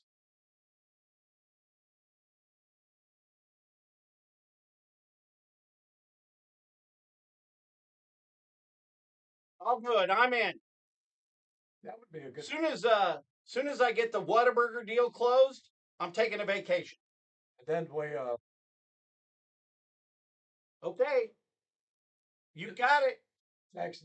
I love you. Thank you for tuning Love in. you, Deb. Thanks. I'll read the book talking and to you. let's work behind the scenes on this film commission.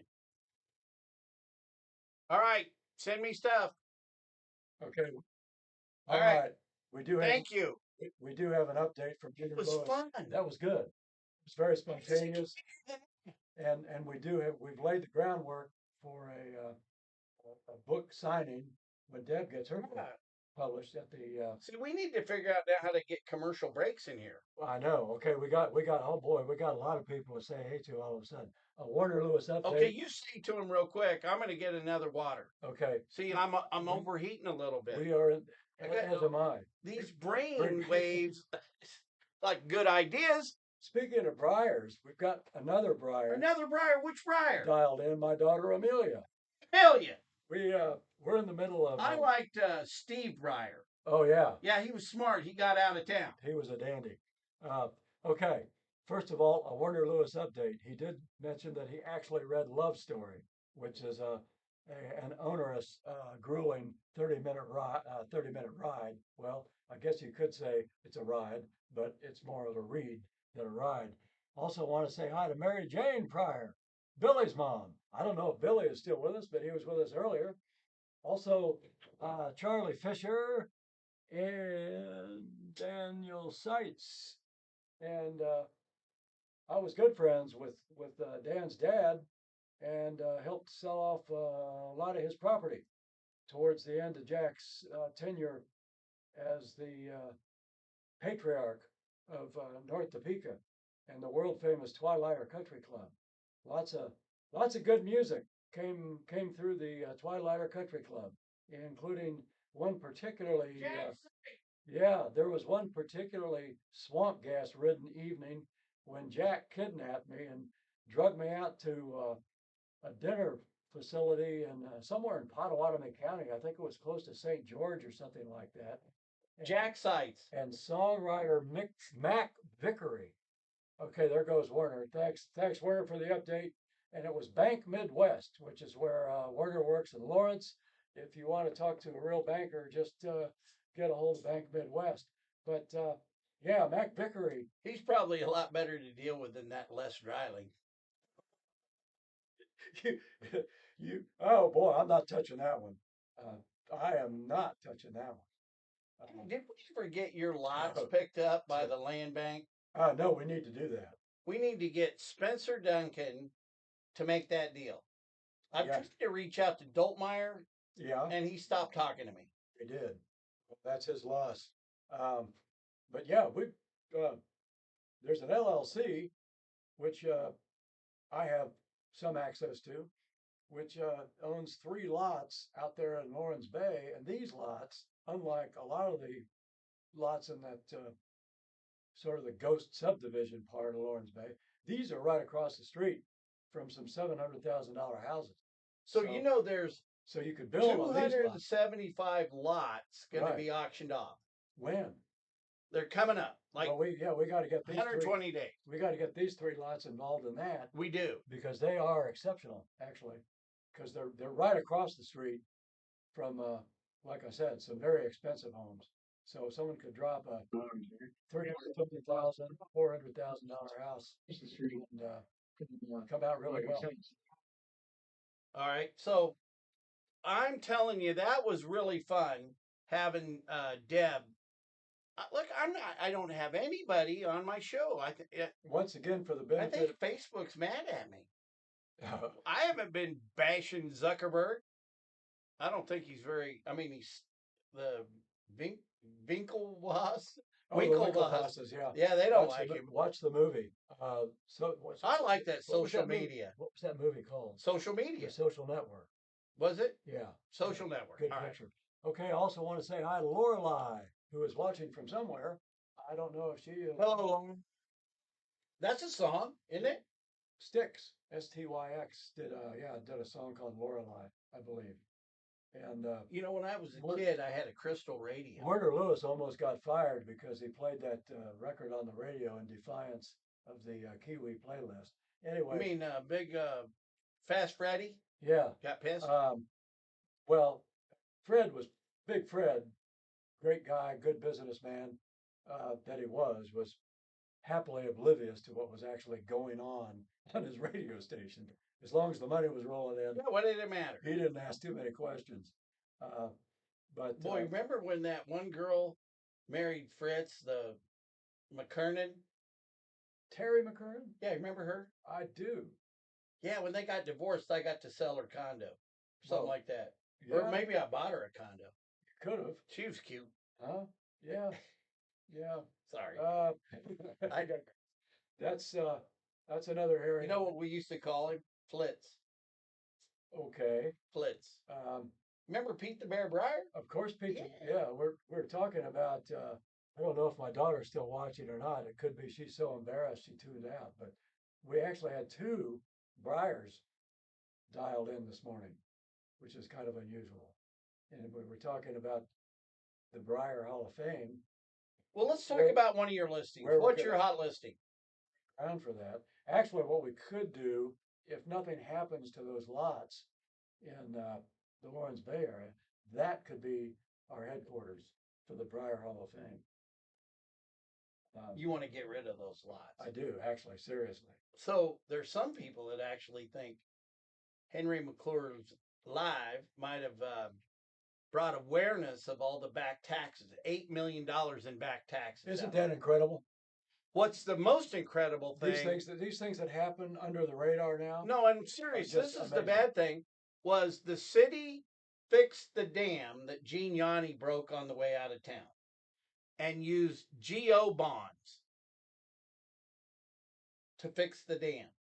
GO bonds being Go bonds. Okay. General obligation right. of the city of Topeka. Fixed the dam, and then they put specials on lots that owed taxes for 3 or 4 years. To pay back the bondholders. Yeah, so why would you put specials on taxes that are in default? You put specials on So they just put them on there. on lots that don't even have clear tax. That's stealing.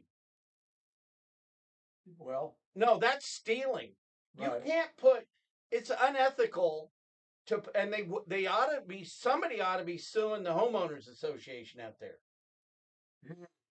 Whoever's living on that little lake and getting the benefit of that, the go bonds and the back taxes is really just stealing our money, taxpayer money. and this is Look me, how could you ethically, as a governing body, put specials?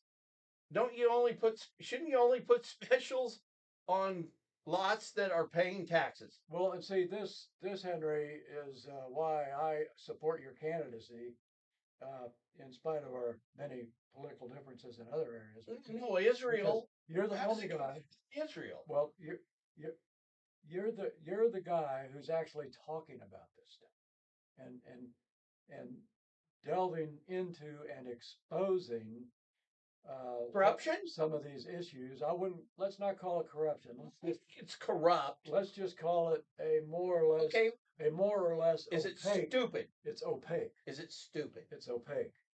It's something going on that's right there for anybody who wants to look at it, but it's not something that people are talking about. And I don't know, nor do I particularly care who's perhaps making money off of it, but it's not a good thing for the community.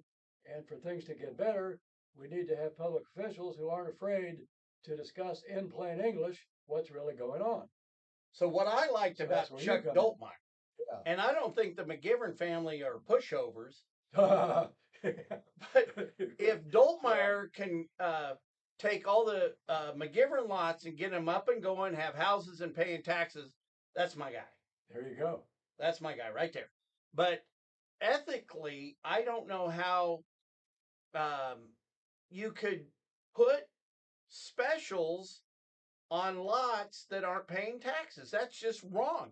And that's kind of part of what being Yeah. an elected official is all about. At some point in time, it comes down to common sense. And what's the process for making these decisions? How much visibility for these decisions is there? And it's your upbringing. Kevin told me about some of his mentors uh, in the law business, and uh, he said, "Hey, you got to talk more about why we should elect you, and maybe not be so critical about the past." But I tell you, I think that once you confess your sins and admit your shortcomings, you got to do that first, and then you can move forward. So a little bit of this stuff has to come out, no matter how nice you're trying to be. You got to break some eggs to eat an omelet. But the taxpayers, I'm tired of paying taxes to stuff that didn't go anywhere. And Even if you don't pay a whole lot of attention to the news, um, and of course, well, I don't want to get sidetracked there. sidetracked. There's not as much reporting as there used to be. That's what MCRE Media is going to do. So I've got 3 full-time writers now. Really? Yes. And we're looking for a film editor right now so we can go back through and edit some of the stuff out, maybe even put commercials in them. By the way, you can get the entirety of what we're doing here on the Topeka Factor, which is on YouTube. You can access it via YouTube.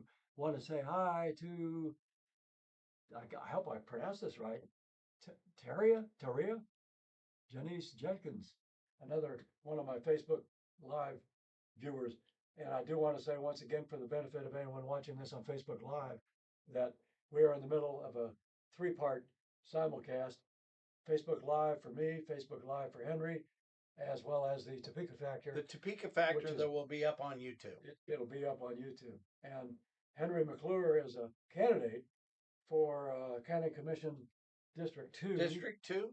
And so we've been talking about some local issues. We welcome your input at 235 What I want to do, the main thing I want to do is get the public involved. Okay, you don't want to have your name out there because I think Topeka is a town that retaliates. I really do. I think it's a town that retaliates. It's a bitter town. No, really, and I think it's like that could be our slogan. We're not Topeka. We're not too big to be bitter. Kansas. We can Not too big to be bitter. We can get as small as any town out there in western Kansas that Deb Goodrich could name. Oh, hey Don, there's Don. Don who? Don Linder. Hey, Don Linder. Now is that she's on Facebook Live? Is that the son or any relation? Widow of Peter. That Don. Yeah. DAWN. Right. I like Don. Oh, and then Peter was absolutely one of the best ever. Yeah. Unfortunately. Well, she's watching. She usually tunes into my channel, but you're a bigger name. I'm telling you, a media giant right here. So when was your first radio show? When did you start it? That would have been about 1971 on K-Top. And if we got paid for doing this, wouldn't you rather do this in hawking real estate? We could actually do this. We can do both. Real estate at the same time. We can do both. You've been trying in vain to get me to talk about my listings, which because I'm so. Only one listing that you like. Well, you can live in Lawrence for less if you're willing to fix a house up that needs a little bit. No, their property taxes are lower. Oh, about that, I don't think they are. But well, we got to find that out. I have a listing at 121 Florida, and it's a nice ranch in Lawrence that needs a lot of freshening up, and its list price is in the 230s. you could probably get it for less than that. I'm going to have a ranch on 5 acres for $569,000 That's a in good Douglas listing. County. That's a good listing. 5 acres, has like one of those big 40 by 80 outbuildings. And Well, that's a good listing. that real estate market in Lawrence is just beyond belief. I was talking to an agent yesterday who had some people over there kind of in that Albemarle area. She helped them buy a house in 2021, I think she said, for about 540, and they needed to move. Well, if you're And going to she get all just these listings she outside, she just listed and sold it for like 770. wow. So that's and we're experiencing similar uh, similar appreciation in Topeka. Um, Well, if we're going to get all these listings outside Shawnee County, I'll get a website go from Topeka. well, I'd like to talk about my Topeka listings, except for the fact that What? the two that I've had lately just sold so fast. There's no need to talk about them. So right now you don't have any listings in Topeka. Well, Look, if you're that's not thinking of true. listing, But call Marshall Barber. call me. If you happen to be a restaurateur that would like a lovely location with 20,000 plus traffic count and 5,500 plus square feet of dining area, and you would like to maybe set up a classy lounge or something like that with some upscale food or fast casual food, we're going to have a building at 10th and Topeka. It's now kind of a grimy Pizza Hut, uh, but they will be gone before too long. They're moving north to the old And they're going, Garden Bank of Fidelity. they're going all. Oh, Dawn didn't understand what we were saying. She says Topeka isn't too big to be better. We were saying Topeka, the city that's small enough to be bitter. Not, yeah, we want it to be better. But anyway, this building at 10th and Topeka has great traffic. It's going to be right across from all the new state facilities at 10th and Topeka, the new docking building. What building's that going to be? They're that, going to call it docking building again. I believe they are. Okay. Is he like entombed there? See, like, well, this would be, it's kind of like the building is going to come down in stature to perhaps mirror. He was not a tall man. Well, you jumped ahead to my point. Oh, sorry. But yeah, it's hard to do a show with a guy that's got telepathy. It is. Yeah, he knows what I'm going to say next. but then there's the other building, which is almost done, is the KHDE headquarters. They're moving it. Are they doing some experiments in there? So, well, we need to look into that. But there's going to be like 400 people working in that building. Wow. So, and this, by the way, also pertains to another question that I had for you as a candidate. But just let me say, this 10th and Topeka facility will be available January 1, 2025. It's good real estate. Maybe earlier. That's good real estate. Well, it's good. There was an article in the paper 2 or 3 days ago.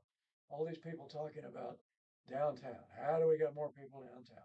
Well, of course, one obvious question, the office workers are how you get people downtown when they're working in offices. Wasn't again. Jimbo quoted in that people weren't going there because of not as many people, blamed it on COVID? But, well, there were all these, actually, there were these, quite a few commercial brokers were quoted. Not a few, but they're Mike Morris, among others. And who wrote the article? I can't remember. One of the Journal reporters. They didn't call Henry McClure. They should have called Henry. They could have called me. No, there's a media blackout on me. A media blackout. we got black lung and blackout here. Media. David Banks says I'm black. And I like that. That's a compliment coming from him. Well, yeah, you could be like Bill Clinton was the first black president. You could be the first. Hey, I'm the first. You could be the first black county commissioner. It'd be great. I wonder if I would be. But I love Banks. He's a good dude. Oh, he's definitely a great addition. I think he's honest as the day long. To the city council. Yeah, he's honest. Yeah. So anyway, a question becomes, what is downtown? this is Well, I tell you what it and is. Downtown is not all signs on what? the east side of the Ramada. Oh, okay, Okay, but they pay a downtown tax, okay. and they want tax relief from Downtown Inc. Mm. And why can't that be a voluntary thing? Well, you know what's really an interesting thing about economic development? What gets people to move to the community? Lower taxes. Okay. Yeah. So, Well, okay. That brings up another issue for you as a county commission candidate. But keep going. well, I mean, that can be, no is a complete sentence. So let's just quit funding stuff. How do we? I think that government buildings should be owned privately and on the tax rolls. I think we should be not as liberal with the not for profits. Um, I think I definitely think if we can give businesses uh, not always looking for ways to tax people, uh, you got more breathing room. Well, yes, and when you mention spending during a time when people were, how do I say this? Dur- During a time when the economy was contracting a little bit because of COVID, okay? During this time when everybody else is tightening their belt, Shawnee County is spending millions to buy a new office building at the corner of 7th and Quincy. And why do they need, as I said, at a time when most people are tightening their belts and dialing back a little bit, why are they expanding? Well, And I and want to. and who's actually you? Why Is not that building lease property? is that building even full? And back to your point, there are people, for example, how much vacant office space is there right now in the old Bank 4 building? Well, if the government, You know, as far as how many thousands of square feet could have been just leased by the private owners of that building as opposed to buying this big ass new building well, it's uh, a nice at building, taxpayer expense. and but what I'm getting at See, as a is you know government. what you could do as a county commission candidate, you could sign a pledge saying, I will not move into the new building Well, or we could sell it and lease it back. or sell it and lease it back. Except, yeah, you're you're fighting the headwinds of the office market. But you could. So There's somebody out there that would but buy a lease signed by but Shawnee County. that's my whole point about buying that building in the first place is that considering all the headwinds in the commercial leasing market, why are we as taxpayers funding the acquisition of yet another office building when half the office buildings, including one down the So street, did they pay cash for it? I'm not privy to the details of that Okay, well, transaction, but we can I'm always make an assuming they open did. records But request. right down the street from that 7th and Quincy building, there's a totally vacant, what is that, 7, 8 story building? Okay, It let's used to just be say, the, for it example, used to be if the they phone didn't pay company. cash for it, Michael Hooper, help me out here. That hey, bill, I like him. He's a Bitcoin miner, we, isn't he? we got to say hi to Mary. Uh, oh yeah, one of my all-star residents up there at Northern Sky. Mary's dialed in. At least I hope she's still Where's watching. Northern Sky? Huh? What's the Northern Sky? 24 townhomes up there in Oh, on the north side, way up north. Glenn Stone, is former he any a good? Who's Glenn Stone? former V100 air personality, and I think Glenn's probably dialed in Did from he know Georgia. Parmalee? Remember her? Well, you know what? You mentioned Deb Parmley. Today is her birthday. Hey, happy birthday, Deb! Deb Parmley. Parmalee. Deb, she's almost 40, along with Deb Goodrich, whose birthday was yesterday. Um, Parmalee and Rose they were best friends.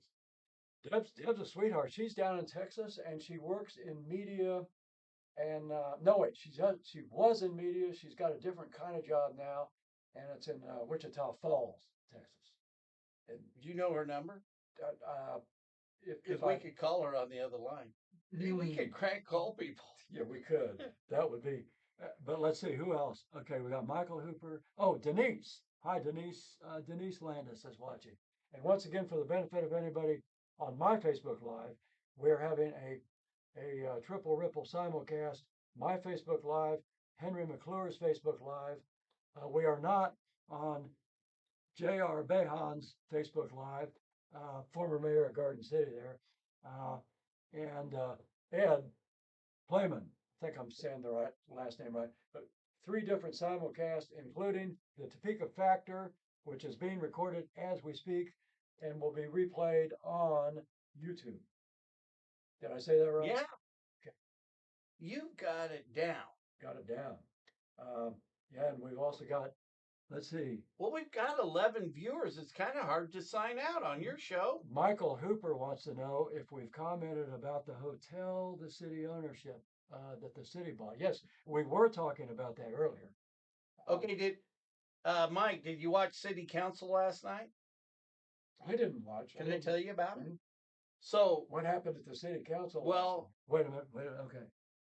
Yeah, he wants us to comment about city ownership of the hotel. So take it away, Henry. okay. Well, number one, we should have never bought it. Number one. Okay, and prior to that, it's coming down. You got to let the market decide what's going to happen, right? So two. number one, we should have never bought it. Number two, you got to let the market decide. Number three, we've got an offer on the table right now for $7.6 million. So that's what they paid for it. 7.6. Yeah, we got an offer from a qualified buyer. Now, Sue Shields brought in the deal, and I'm working with her on some other projects. So there's an, but the point is they made an offer in March, and she felt like the people never got back to her. Okay, and I said, well, why don't you up the offer? It was in the $6 million range, which is probably what it's worth. But so that would be 0.4 that the taxpayers could get bailed out immediately. yeah. So and some days, so there's actually they're lucky because there's 2 suitors right now, and some days you got to dance with who brung you. And what's important about this deal is sometimes, how many times in real estate you get an offer and the first offer is the only offer, or it's also the best offer? How many times? Well, we used to tell sellers that your first offer is usually the best. Okay, Usually. so That's in residential real estate. and um, you should never negotiate against yourself, right? Right. So I mean, we had no business really upping the offer when we made an offer, but we weren't treated appropriately. There's a company out of Miami that is a consultant that got paid 400 no $554,000 to advise the city, and just to milk the city out of their fee. And we did talk about that earlier, Michael. really first, the this first thing high we got to price- say is we got to quit hiring consultants. This high price consultant. We got to quit hiring consultants as a community. Yeah. And we study everything to death. And I'll tell you what's going to be the death of us is traffic studies. And this whole I'm serious, this whole bring back the boulevard thing is a hoax. You know, they've got a sign on our property. I've never met anybody with bring back the boulevard. But they've got a sign on your property. That says the improvements brought to you by. And they didn't ask you if they could put the sign. They didn't ask us. Yeah. My guy's already got $1 million in the dirt to bring you Chick-fil-A and whatever. Whatever. $1 million. Yeah, where's Whataburger going to be? Right, it will sit right where Bennigan's was. Bennigan's used Yeah. to be. Okay. When's that going to open up? Do we know? Now, closing, they got all their plans going, and Chick-fil-A's got a permit, and I've still got some details that I have to work out with the city. And you're mentioning traffic studies. Yeah, traffic studies are ridiculous. You can, so let's go back to the hotel for Mike's behalf. The consultant is trying to push DoubleTree. Okay. So what I think is the consultant and DoubleTree have got a deal. You would wonder about that. I'm just curious. Yeah. Just curious. And I don't know if this is a DoubleTree town, but it really comes back to economic development. Why would a big hotel come to town? What do we really got to sell? We've got a bunch of people at Walmart, Mars, Home Depot distribution, Target district. They're box movers. We've Yeah. created a generation of box movers. My boy, when you grow up, and we'll get you on the line moving boxes. So you're saying this hotel should be converted into a giant Motel 6? Well, you got to let the market decide. Look Oh, what that's a they've good point. done. Yeah. Look what they've done. And it's very hard to buy a flag. You know, that's what they call it. When you buy your brand, Yeah. Okay. you can't buy a flag, really. They don't want to talk to you until you own the hotel. Until you own a hotel. Okay. So we got a guy down in Florida. He's already made his 540. He doesn't have to be nice to people that come forward. And we got a deal on the table. We could get everybody out. We could get the taxpayers out of this deal today. And I'm assuming that. And that's what I'm talking about, the overreach of what government really ought to be doing. And they shouldn't be picking the winners. Well, that's a good point because they're simultaneously creating a market and then they're running the market for the benefit of another party to the negotiations. It was from what you're saying. That doesn't sound kosher to me. Well, and so I'm assuming the other party who's interested cannot be identified at this time. well, they didn't want to be identified. They went into executive session last night. That's okay. They can do business how they want to. The city council went into executive session over these two deals. over these two offers. Yeah. Interesting, but no results have been. You know, there'll come a point in time. We don't know who's getting the hotel yet. No. There will come a point in time if we figure out that the city of Topeka isn't dealing with Henry McClure because he's Henry McClure. It's gonna come to a head real soon. I wanted infrastructure to put in a new Pizza Hut out behind California Crossing. I asked for money just to run a sewer to the property. It was $100,000. If I could have got that money, Okay. Pizza Hut would be open now, and they'd be paying in sales tax and property tax $49,000 to the community. In a new building. Yeah, so that would have been that would be generating additional property tax revenue. yeah. So it would have paid. It pays for the sewer in 2 years on its own. And what they've done is they've got benefit districts that the developer has to pay. It just makes it hard to build houses. Like I've got a property up in Rochester Road. It's going to cost $1 million just to get the sewer to it. And so what we ought to be doing is using this economic development for infrastructure. That's why we have to take the money away from the Greater Topeka Partnership and go Topeka and creating a development agreement where it starts. You're just putting money into infrastructure. You should never be financing or supporting furniture, fixture, and equipment. And who makes the decision on that money? When Jetto, you say we should be taking money. well, I don't know because here's another thing. This is the like the real estate taxes on Lawrence Bay. Here's the real problem: is Go Topeka has been doling out grants, scholarships, and gifts to people to the tune over the last 2 years of $1 million. Okay.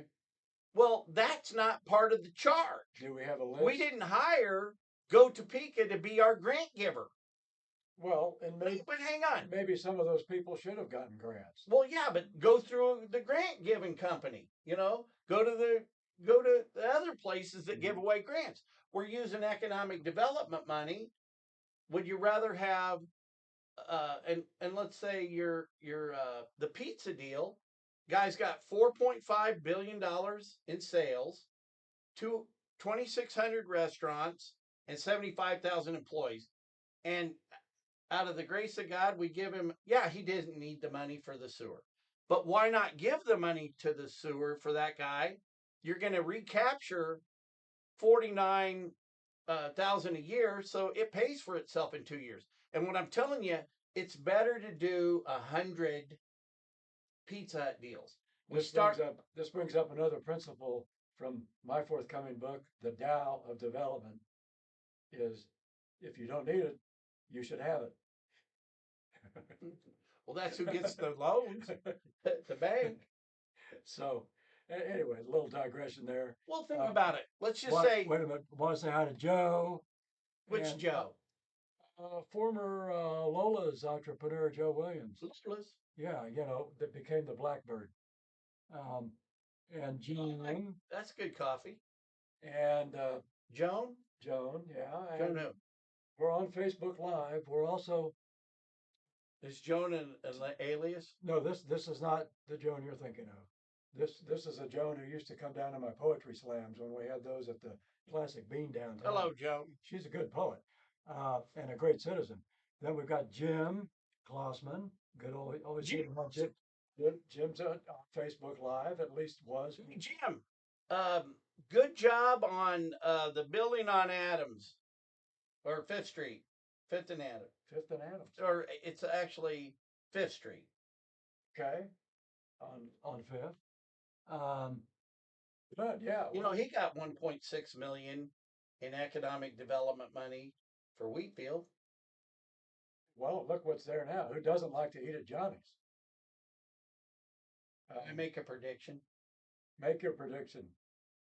I predict that in 10 years, the hotel or the apartments out there will be a retirement community for Midwest. Wow. Yep.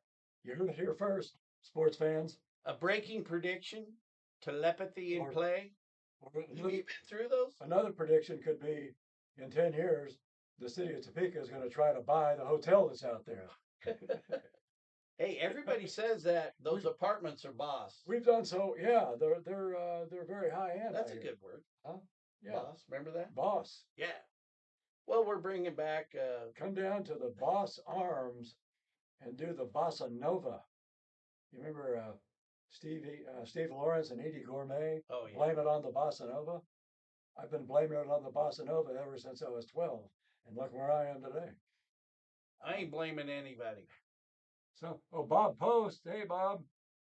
The lawyer? No, that's Paul Post. No, this is Bob Post, who had the veterinary building over on 6th. Oh yeah. And how many viewers you got? There's this ongoing conversation on the chat line here, the chat part of my and we're not watching live it. feed. There's this ongoing conversation about the 12th Street project, which go back to Joan's comment about traffic consultants are an obvious scam or the result of some out of work bozos. It's embarrassing. Well, so yeah, we had some. You know who hates that? We thought the 12th Street that 12th Street project. You know who hates it? Let's just say the 12th Street project was a crime against humanity.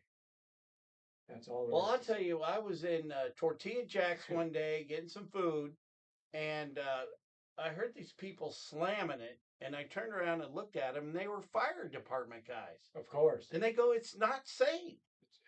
Right. It's not safe. Right. It's become pretty much useless as a traffic conduit. If you're somebody like a policeman, or you're in a fire truck trying to put somebody's fire out, and you're on this one-lane road with cars parked more or less at random, not a good thing.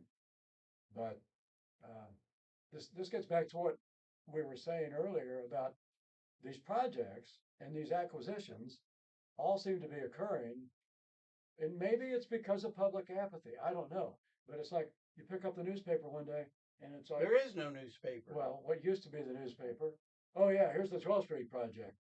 Don't plan on driving north or south between Gage and McVicker for the next 2 years. People who didn't live in that area were probably oblivious to the impact of the 12th Street project. But if you did live in the area, and Okay, this brings up the number one thing. also want to say hi to Jerry Billings on Facebook Hey, Jerry. Live. One of the number one things that I'm concerned about for as running for county commissioner, MTPO. MTPO. MTPO. And what does that mean? We need to start having public involvement as required by federal funds. To qualify for federal funds, the MTPO, it's mandatory that you have public involvement where the federal dollars go. Okay. Okay? So why don't we just follow the rules? So let's follow the rules. And so the city puts up their capital improvement program, the county puts up their capital improvement program, and then you run this through the public involvement at the MTPO. So Okay. it was actually, this goes back to our buddy Docking. Back then it was called the MPO, and everywhere there was when Eisenhower granted all the money for the interstate highway system, so there was monies to go into communities, and they wanted to have a fair way to dole it out. Okay. And when I was a metropolitan planning commissioner, I just noticed they took the number divided by 2, gave half to the city and half to the county. I guess that's okay. But you're not following the federal guideline. So you have to get public. So once we start engaging the public and playing by the rules, everybody gets their input. And so you look over the whole net. Then we become the consultants. The people become the consultants we become the traffic study. So instead of giving $450,000 to a consultant in Miami, we give $450,000 to the people. We I volunteer for get that. the roads. We fix the roads that we all agree on. At least the public, the elected officials hear from the public, and we got staff that puts together the report. Here's the memo, and the public kind of want you to do this road. What could be wrong with that? Well, because number one, it's the rule. Okay, first of all. So let's follow the rules. Yeah. They make me follow the rules on everything. Right. And I still don't get money for my clients. Yeah. And no, that doesn't create jobs. And Molly Howie is not a good person when it comes to really reading the interlocal agreement. But really, the ballot initiative just said economic development. And then they've got a interlocal agreement between the county and the city, and that's what creates JETO. This, by the way, pertains to my second principle of the Tao of development. The first principle being those who don't need it get it. The second principle being always follow the rules, except when you don't have to. I'm serious. Well, and what I really like to do is follow the money. See, Kevin Cook and Rich Eckert have been nice enough to get the open records request going. So I'm going to find out who got the $1 million in grants. And then we'll put that on the next edition of Topeka. Well, whenever it happens. But look, we you have to follow the money. We should know. Yeah. If it's where does the money for those grants? Did it all go to people that were members of the Greater Topeka Partnership? Okay, yeah. So where does that money come from initially? That comes from the sales tax initiative. So it's from sales tax revenue. And it was for economic development. It's from public money. It's from public. But it was designed for economic development. So we have to define what economic development. If economic development is going to go to Topeka and getting grants, and everybody says that's okay, there's nothing I can do about that. But I want to grow individual businesses, because I think you're better off today if you look at Shawnee County like a mall, Okay. since I got a mall mentality. It's a mall analogy. Yes, we've got our anchors are in place. Okay. Now let's just fill up the middle. Right. By the way, the mall is looking better these days. Yeah, Cody Foster, Now that you he'll mention like it because yeah. anytime he wants to do something, he doesn't have to ask the city. The next time we do Topeka Factor, I'm going to have to wear a T-shirt that I bought at Spencer's. What's it say? Says E stands for existential dread. So when you say the Let's town, see. I want to say hi to Rick Crawford. Speaking of people who know about existential dread, also Susan Calvin and Lee down there in Texas from the Dallas-Fort Worth area. Gives me another chance to say, my dad said, son, I'm going to move to Texas. You don't quit driving that hot rod Lexus. my company Macerich has an office in Dallas. My friend Mark Klein lives in Dallas. Capital One has their headquarters in Dallas, don't they? Because I've thought this is another little mini idea that I have about development. Tell me. Capital One, you know, the credit card company. Yeah. They have their headquarters are in Dallas, and it's impossible to find anybody there who will talk with you. But they have this new concept called the Capital One Cafe. They've got one in the Country Club Plaza in Kansas City, Oh, and it's lovely. hey, And Topeka I want to. Topeka should have one of those. I've It's got to capital take a city. coffee break. Can you talk to the crowd? Because I want to come back and talk about Country Club Plaza. Okay. You're gonna have to excuse me for a minute. Stand I'm gonna by. get. You want another water? No, I'm good. All right.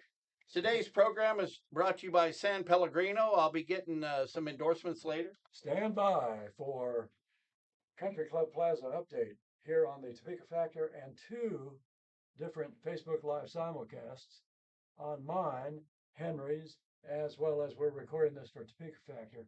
I want to say hi to, I have to get closer to the screen to see these names. I want to say hi to Joseph Corbett, masseuse extraordinaire. You can find Joseph down there at the Great Life facility, which used to be the YMCA on Van Buren. If you'd like to get a good massage, he'll take care of you. Massage, of course, being something that directly contributes to your sense of well-being, as well as to your intra-physical communications. And while waiting for Henry to come back, I'll just mention again, for the benefit of anyone who hasn't heard this yet, that our big music news flash today is the announcement from the Topeka Performing Arts Center that Kansas has added a second Topeka date to their 50th anniversary tour. Originally, they were just going to do one performance here in Topeka on October 4th, which is a Friday night, and they have decided to, because it sold out so quickly, in response to that support, they are adding a second date, Thursday, October 3rd, and you can get your pre-sale tickets starting tomorrow morning at 10 a.m. at the Topeka Performing Arts Center box office, or you can go online and do that. Don't ask me how to do it online because I never do anything online, but I do everything online. But Henry here, who has returned with more information about Country Club Plaza. Country Club Plaza in Kansas City, can tell you how to do it online. I can tell you. Well, I'll tell you number one. Well, let's talk about Country Club Plaza. Macerich owns half of it with. Oh. Yeah. And I still have some Macerich stock. Just more out of ego. How much? What's their per share price now? Do you know? $17. Is that all? Yeah, and like Simon is like, I think it was $140 the other day. You want a stock tip? Buy DraftKings. Anyway, keep going. Country Club. What do you like about DraftKings? Well, this is sort of a sidebar here, but DraftKings, along with FanDuel and a couple of these other companies doing sports betting. And you know what we ought to do? We ought to open up a sports book. Yeah, it'd be great. Why we could. So if we just had all the gambling addicts in one room, we could sell them shit. Well, yeah, we could get drunk, have a. Then we could take our money and go to jail where we could buy shit. Hey, for opening up a if you illegal. got a friend in jail, go put money on the books My for him. my location at 10th and Topeka, that is now a Pizza Hut, would make a great sports betting parlor. No question about it. Well, how much do we need? Can I buy the building? Well, I'm not saying you couldn't. What would it cost? You might be up into six figures by now, but I'm not sure about Okay, that. what are we going to get to You lease mean it? seven figures? I'm sorry. Yeah, I got it. Lease is $17 a square foot. Okay. Net, What net, are the net. triple net? Well, What are the taxes? I'd have to look all that stuff up. I don't have that in my head. All right. But anyway, back to the Country Club Plaza. Mace Rich owns half of it with Alfred Todman. Alfred Todman was the absolute, probably toughest nails real estate guy, upper end guy. Uh, Alfred Todman, if you wanted a space in their mall, everybody would have to sign a lease. Let's say 6 people wanted one space. Yeah. So you got 6 fully negotiated leases. And then Todman would sit there and look at them in the leasing meeting, hear the sales pitch of what to do and this and that. And then he'd decide which lease to sign. Out of six. Yeah, so there's 5 people that didn't get a date to the prom. They were left holding the bag. That's a tough way to do business, I'm telling you. But real estate taxes are $44 a square foot On these malls? on Country Club Plaza. $44 a square foot. Yeah, so wait a minute, a year? How does no, that? yeah, $44 a foot. You're asking 17 a foot in rent. Right. So Gross real rent. estate taxes are $44 a foot. Oh, so that means your gross rent. You just start at 44 has bucks to a foot. has to start at 44. So we lost Oh, Forever boy. 21. Shaq owns Forever 21, Shaq. the basketball player. Really? Yeah. He also owns Brooks Brothers. Oh, yeah. This guy's diversified. That's great. Yeah, Shaq's awesome. I love watching him on that NBA show with Charles Barkley and Kenny the Jet Smith and Ernie. So I am the Vicky Ernie. Schmidt helped me get money out of Shaq. I am the Ernie of this telecast. Who's Ernie? He's the guy. He's the white guy on the NBA show with Kenny the Jet Smith, Shaq, and Charles Barkley. He's the guy. I'm not tall enough to be All Shaq. I need to be Ernie is a bow tie, because he always has a bow tie. Do you know how to tie one? I used to. Because I can teach you. I used to. But My dad said every man should learn how to tie a bow tie. he was right about that. My dad was a clothes horse. Right. Brooks. Did you know my dad very well? Not well, but I remember, yeah, the overall persona. Now, back on 44. So you're saying if you're at the Capital One Cafe, which I think we need one in Topeka, be a lovely place. Well, what square footage they take? Their square footage at the Country Club Plaza when I visited couldn't have been more than. Hey, Bianca, if you're watching, I want to say 2,500 maybe. Is it freestanding? It was, well, not freestanding. No, it was. Did they need a drive-through? It was no, they didn't need a drive. And what do you get at the cafe? You just go there to pay your bill? You go that well. They actually they make space available for people who want to have meetings, and they did have coffee shop. They had coffee. I had sandwiches. I like calling you Ernie. Huh? I think. Yeah. I can't remember Ernie's last name. Huh? Okay. Black Lung Barber. Okay, Deb, a Deb Goodrich update. She says we need to go national. How do you move this thing? How do you get that to scroll up? So Okay. Those are old comments. The new comments I'm looking at. Wow. We're gonna get the studio going. Who's Lee Pruitt? Lee Pruitt is, I think he's an old Topeka guy, but he's down in Dallas right now. He's one of them that's checking in from DFW. Hello, Lee. And we're glad to have you tuned in. See, yeah, now you're moving it up here. I see that. Yeah. Well, I just need prompting. There's Deb saying we should go national, and she says she'll be our agent, and I bet she won't. We need an agent. We need a consultant too. No, I love her. She's great. How about if, She's a smart woman. how about if we self-consult for $450,000 a year? Why don't we just Bring give that up. local real estate people Bring a that, job? up, bring that up at the next city. Hey, part of my platform Yeah. to get rid of Go Topeka. Oh, you. No, seriously. Now, Go Topeka was Eh. just trying to call me yesterday. You talk about synchronicity. I have no idea why they were trying to call me. So I was meeting with Mr. Klossman the other day, Yeah. and I was telling him about this, and he goes, "Well, what's your alternative Two. to everything, right? To Go Topeka?" And to me, that was like a breakthrough.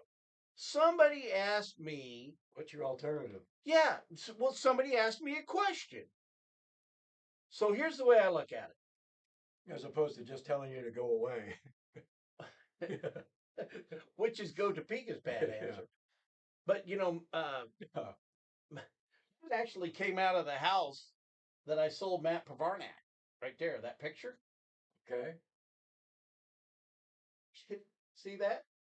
That's pretty nice. Well, Who you did could have that? looked at it right there. Who did that picture? I don't know. Maybe that picture should be in the Breyer Hall of Fame. No, that's in the Henry McClure Hall of Fame. Okay. But so, he goes, well, what's your alternative? So Topeka Sunflower Association of Realtors, Okay, got it. 740 members, Yes. 740 independent contractors. Yes. Marshall is a business into himself. Correct. You need something, you got to hire, if you need a consultant, you hire them. You need somebody to put together your advertising, you hire them.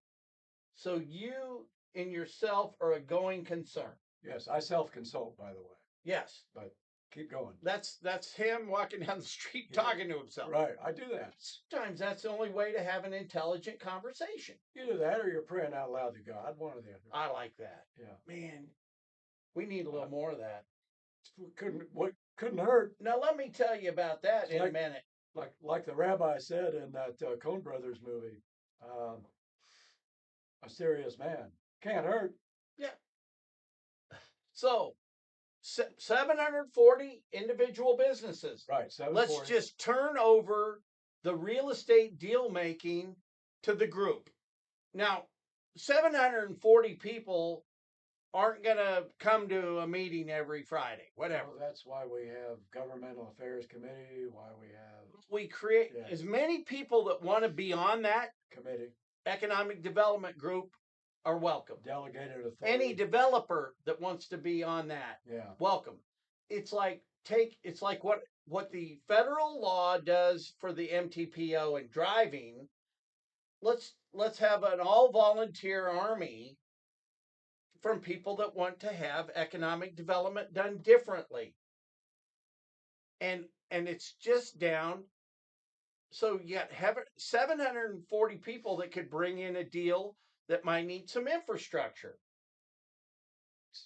Okay, so back to the Country Club Plaza. Is that how they're doing things there now? No, what I'm getting at is $44 a square foot in taxes is coming this way if we don't start growing our tax base. Okay, I see the point. That took a long way to get back to that analogy.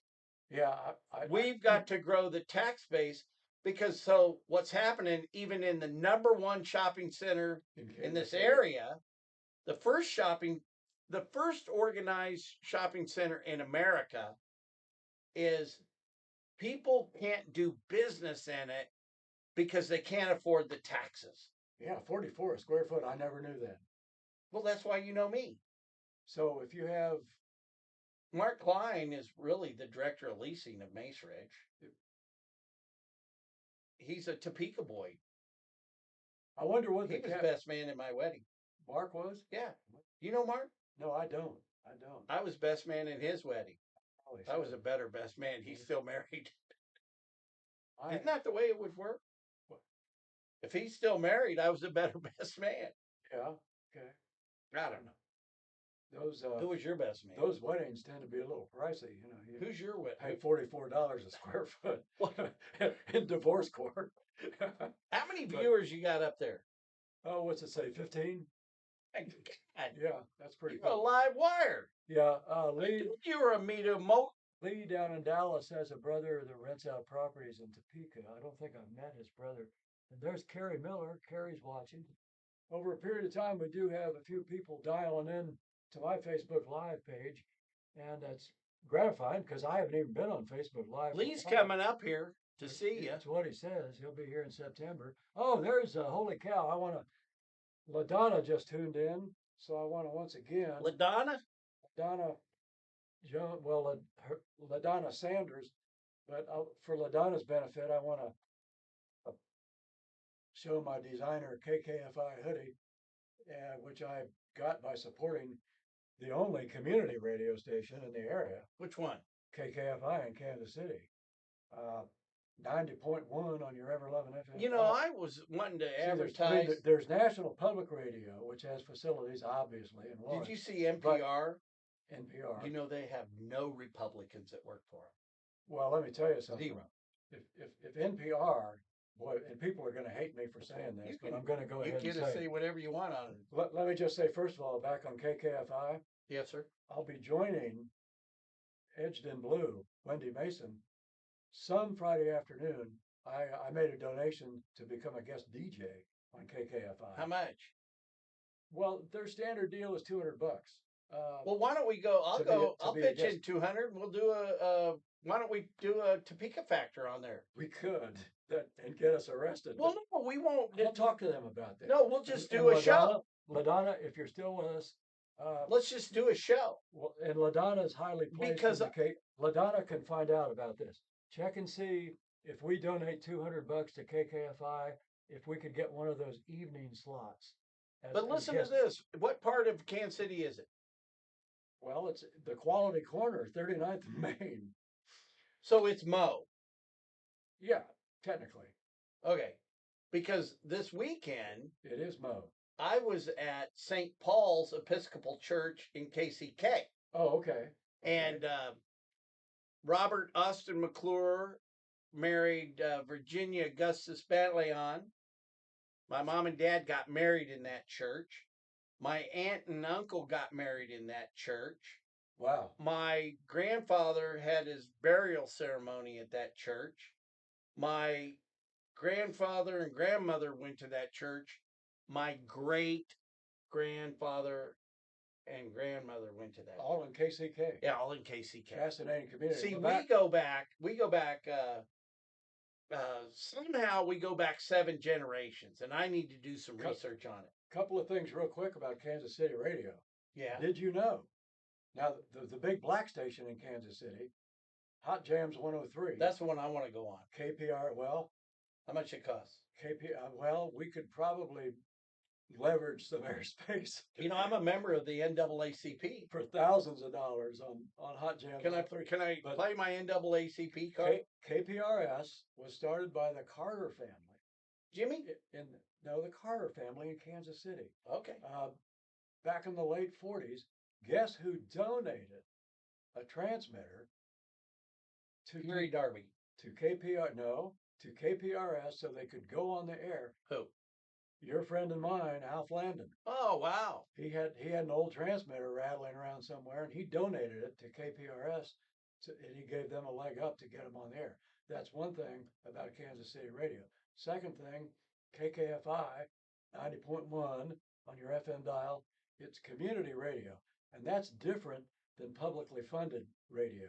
In other words, publicly funded radio, national public radio, that's all, tax money. Okay, And some donations. But KKFI, no tax money, all voluntary donations.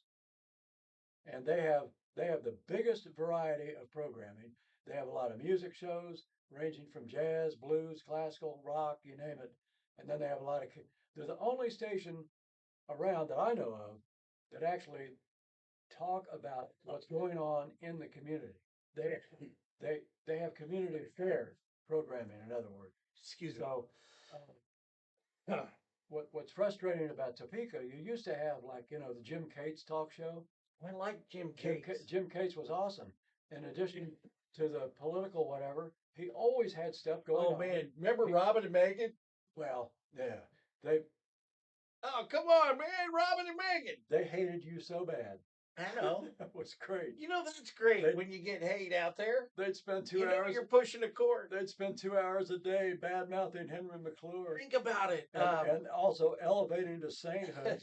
Elevating to sainthood some schmo with a crap bicycle shop, trying to obstruct the whole thing. And what's really wild, And when I worked for Macerich, the Jerry Morgans of the world were my clients. I know. I had a conversion factor of dealing with those guys. But anyway, I'm saying back then, at least Robin and Megan would talk about what was going on locally and statewide. And now in Topeka, who does that? Well, the answer to that is like nobody. I'll tell you who's going to Okay. start doing it is MCRE Media. MCRE. Media. Go right now to mcremedia.com. Oh, and Deb, our friend Deb had a talk show on she was a successor for a while to Jim Cates when he retired. A forced retirement, incidentally. You know, Jim Cates has got a big radio collection or a record collection. Tell me. Did you know? I've seen it. He's got like 200,000 titles out there. Also, we want to say hi to Sharon. Hey, can we get a internet radio station that just travels with us? We should. Because I'm gonna buy an internet radio station for the new studio. We should. Yeah. Shouldn't there be some way, some kind of way of just leveraging ourselves into a terrestrial radio station? Because these radio stations, they're. I think there's a .com you could go to, and then we just get on live and pony on their backbone. These airwaves are supposed to be public airwaves, and instead what they are is Cumulus airwaves, Alpha Media airwaves. Moods Unlimited. And yeah, what about them? Okay. I did a live show from Moods Unlimited. Because he had an FM station there. That was when they took over. Actually, but did you know he had an FM station that went out over? You had to be like when we're within 500 or 600 feet of it. Are you talking about Don Kern? Don Kern. Oh yeah, okay, right. That was good. Yeah, back in those days, right? Okay. You might have been referring, I thought, to the second Moods Unlimited, which was in Jack Site's old nightclub at 816 North Kansas, where it was just called Jack Moods, and we had a kind of monthly show that we did there.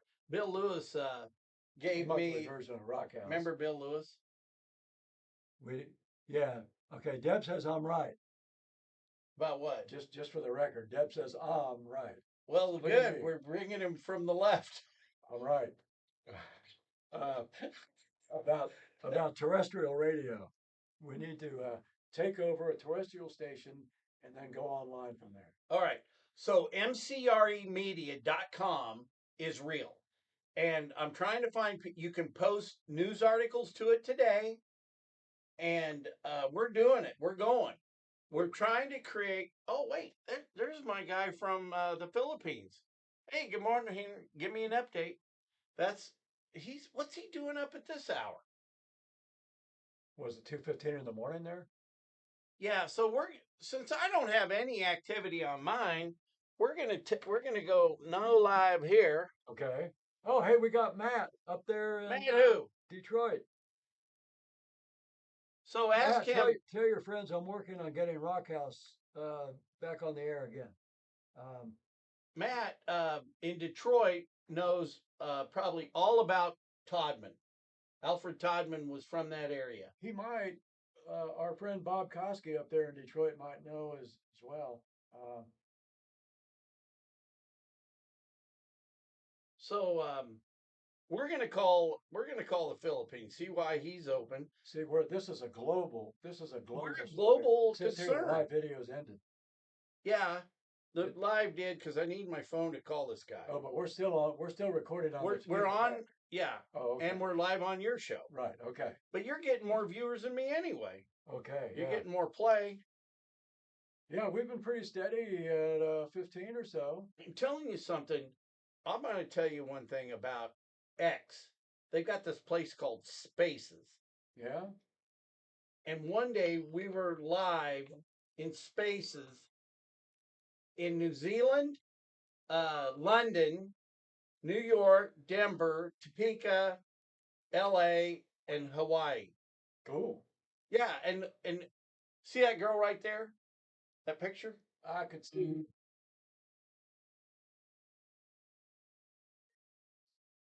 She was the one hosting the show. Oh, okay. All right, you're live on the Topeka Factor right now with Marshall Barber. Say hello. Hello. Hey, so Hello, Mr. no, just call him Ernie. Okay. He's Ernie to you. Yeah. So any new updates on MCRE Media? Anything you want to say to the public? Not so far, but I'm hoping that everything's gonna go well soon, and of course um with your future with the run for county commissioner, I wish you the best of luck as well. All right, so thank you, appreciate that. Endorsements pouring in from Put on the Far East. Go live on get on my Facebook page if you can and post the link to MCRE Media.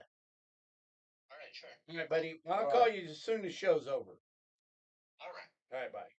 So I think that there's a need for local media. And I think that more of just getting the truth out needs to happen. So if I have to start my own media channel, I'm in. I'll make an investment in that. Stauffer did pretty good in the media, but also too, I need the media to promote my real estate listings. Well, a question becomes, Yes, sir. when you mentioned Oscar Stauffer, uh, there was a time in Topeka, and Topeka's just a mirror of probably every other city, where you had four principal outlets. And he owned them all. Well, no, he owned WIBW Yeah. and the newspaper. And he owned an AM FM station. Well, that's what I mean. WIBW AM FM. Okay. And Channel 13, WIBW. And the TV, newspaper. And the newspaper. Then you had the Axton family that owned KTOP. Where are they from? Topeka. I didn't know. Yeah, Bailey Axton, he was a big time singer in the big band era. Made a little money, lived over in Potwin. Les Brown and the Band of Renown. Exactly. That you hit the nail on the head. So you had the Axton family, who were probably the least prosperous of all the four families. Then you had Alf Landon, who owned Wren, and then you had I'm having kind of a moment here. You had four different entities. You had Wren, KTOP, WIBW, Kiwi, owned by the Reynolds family. I love the Reynolds. So you had four radio stations, all of which were owned by local people who owned houses in Topeka, who lived in Topeka, who were concerned with Topeka, who had news departments. Even the lowly KTOP with all 250 watts had its own news department with little, like 1962 Plymouth Belvederes with their call letters painted all over the sides of them. The news cruisers. The news cruisers with two-way radios. Is that Rick Douglas? You had Rick Douglas up on Burnett's Mound, a Ram News guy, getting actually hit by the tornado as he was doing. Didn't mud go under his skin? It did. Yeah. So I'm just like saying, tattooed. Now, I'm not one of these guys, who bitches about the old days and all that. I'm just saying that at one time, bullshit. Media, I deny that. Media had a relationship with the community. And to a very slight extent, the local TV stations, WIBW TV, now owned by Gray Television, their share price is about $6 a share. Probably a good buy if you're looking for stocks. Anyway, they do some local programming. Why do you like Gray? Why do you like that stock? Their stock should benefit. Are they paying a dividend from I don't know, but their stock should increase based on the increased political advertising revenue this year. That's what my stock guy tells me. Who's your stock guy? He's anonymous, but his initials are Pete Stauffer, who uh, he was the publisher, for a while of the Capital Journal, and they have sold and sold. Did he? I never knew he was the publisher. Yeah, he was. And not too long before they sold out, and now he's a stockbroker down at Oppenheimer in the old First National Bank building, which is now what? What is that building called? I don't know, but It used to Ken be. Schmanke's done a good job with it. Well, this gets back to your point about you have lots of vacant office space owned by private Does he live in that individuals. building now? I don't know. Because I heard he sold his house, But you could and I'll drive by at all hours, and it looks like there's some activity going on in there.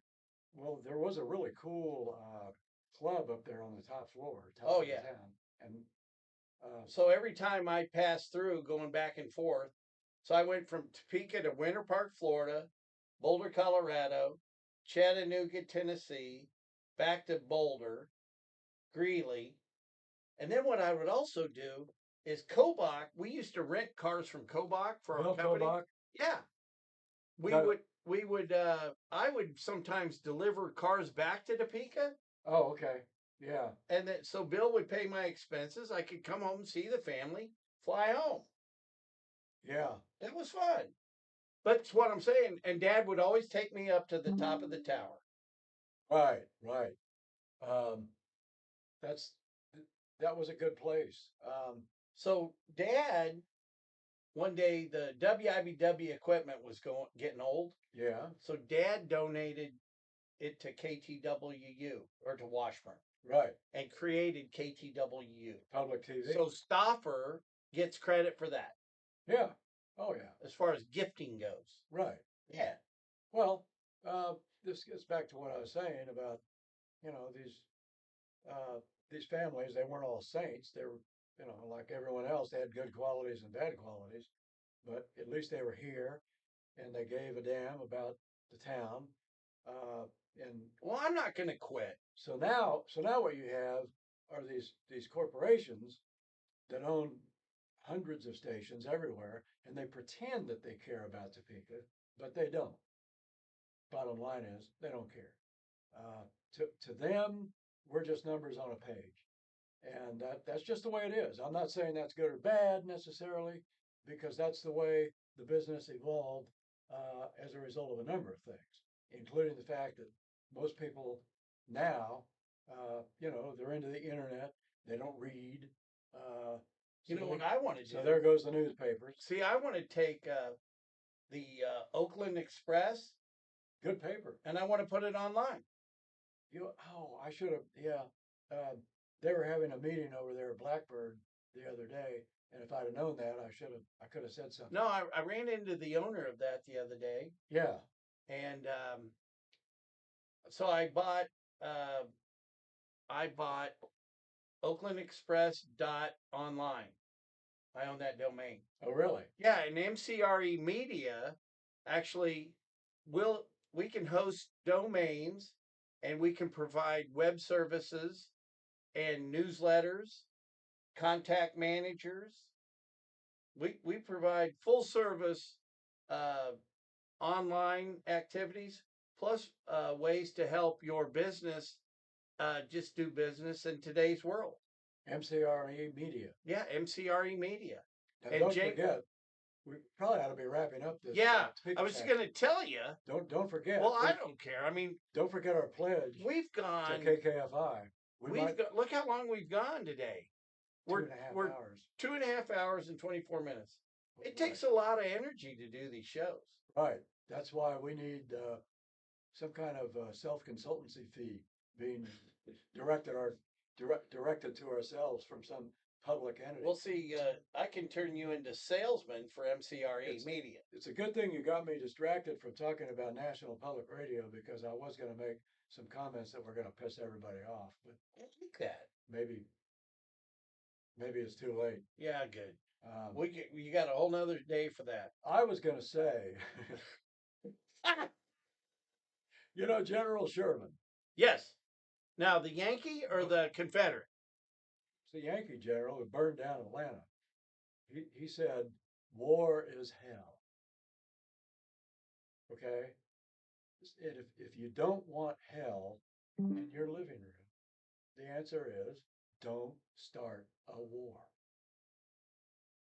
If NPR had been in business during World War II, they would have been doing a bunch of tear jerk broadcasts about, oh, these poor Germans. They're they're firebombing the women and children in Dresden. And those poor Japanese, they're dropping the bomb on Hiroshima. And they'd have these graphic accounts of all these suffering people in Japan and Germany because the Allies bombed them. Just like now, they're running all these accounts of all these Time to suffering, pull the plug on NPR. these poor suffering Palestinians because Did they, you see all that because stuff about because death to America exactly up there? exactly Go home. go home, and it's like, what the hell are you thinking? If you don't want a war, then don't run across the border and kill and rape 1,400 people. It's that simple. If you don't want a war, don't start one. But once you've started one, hey, all bets are off.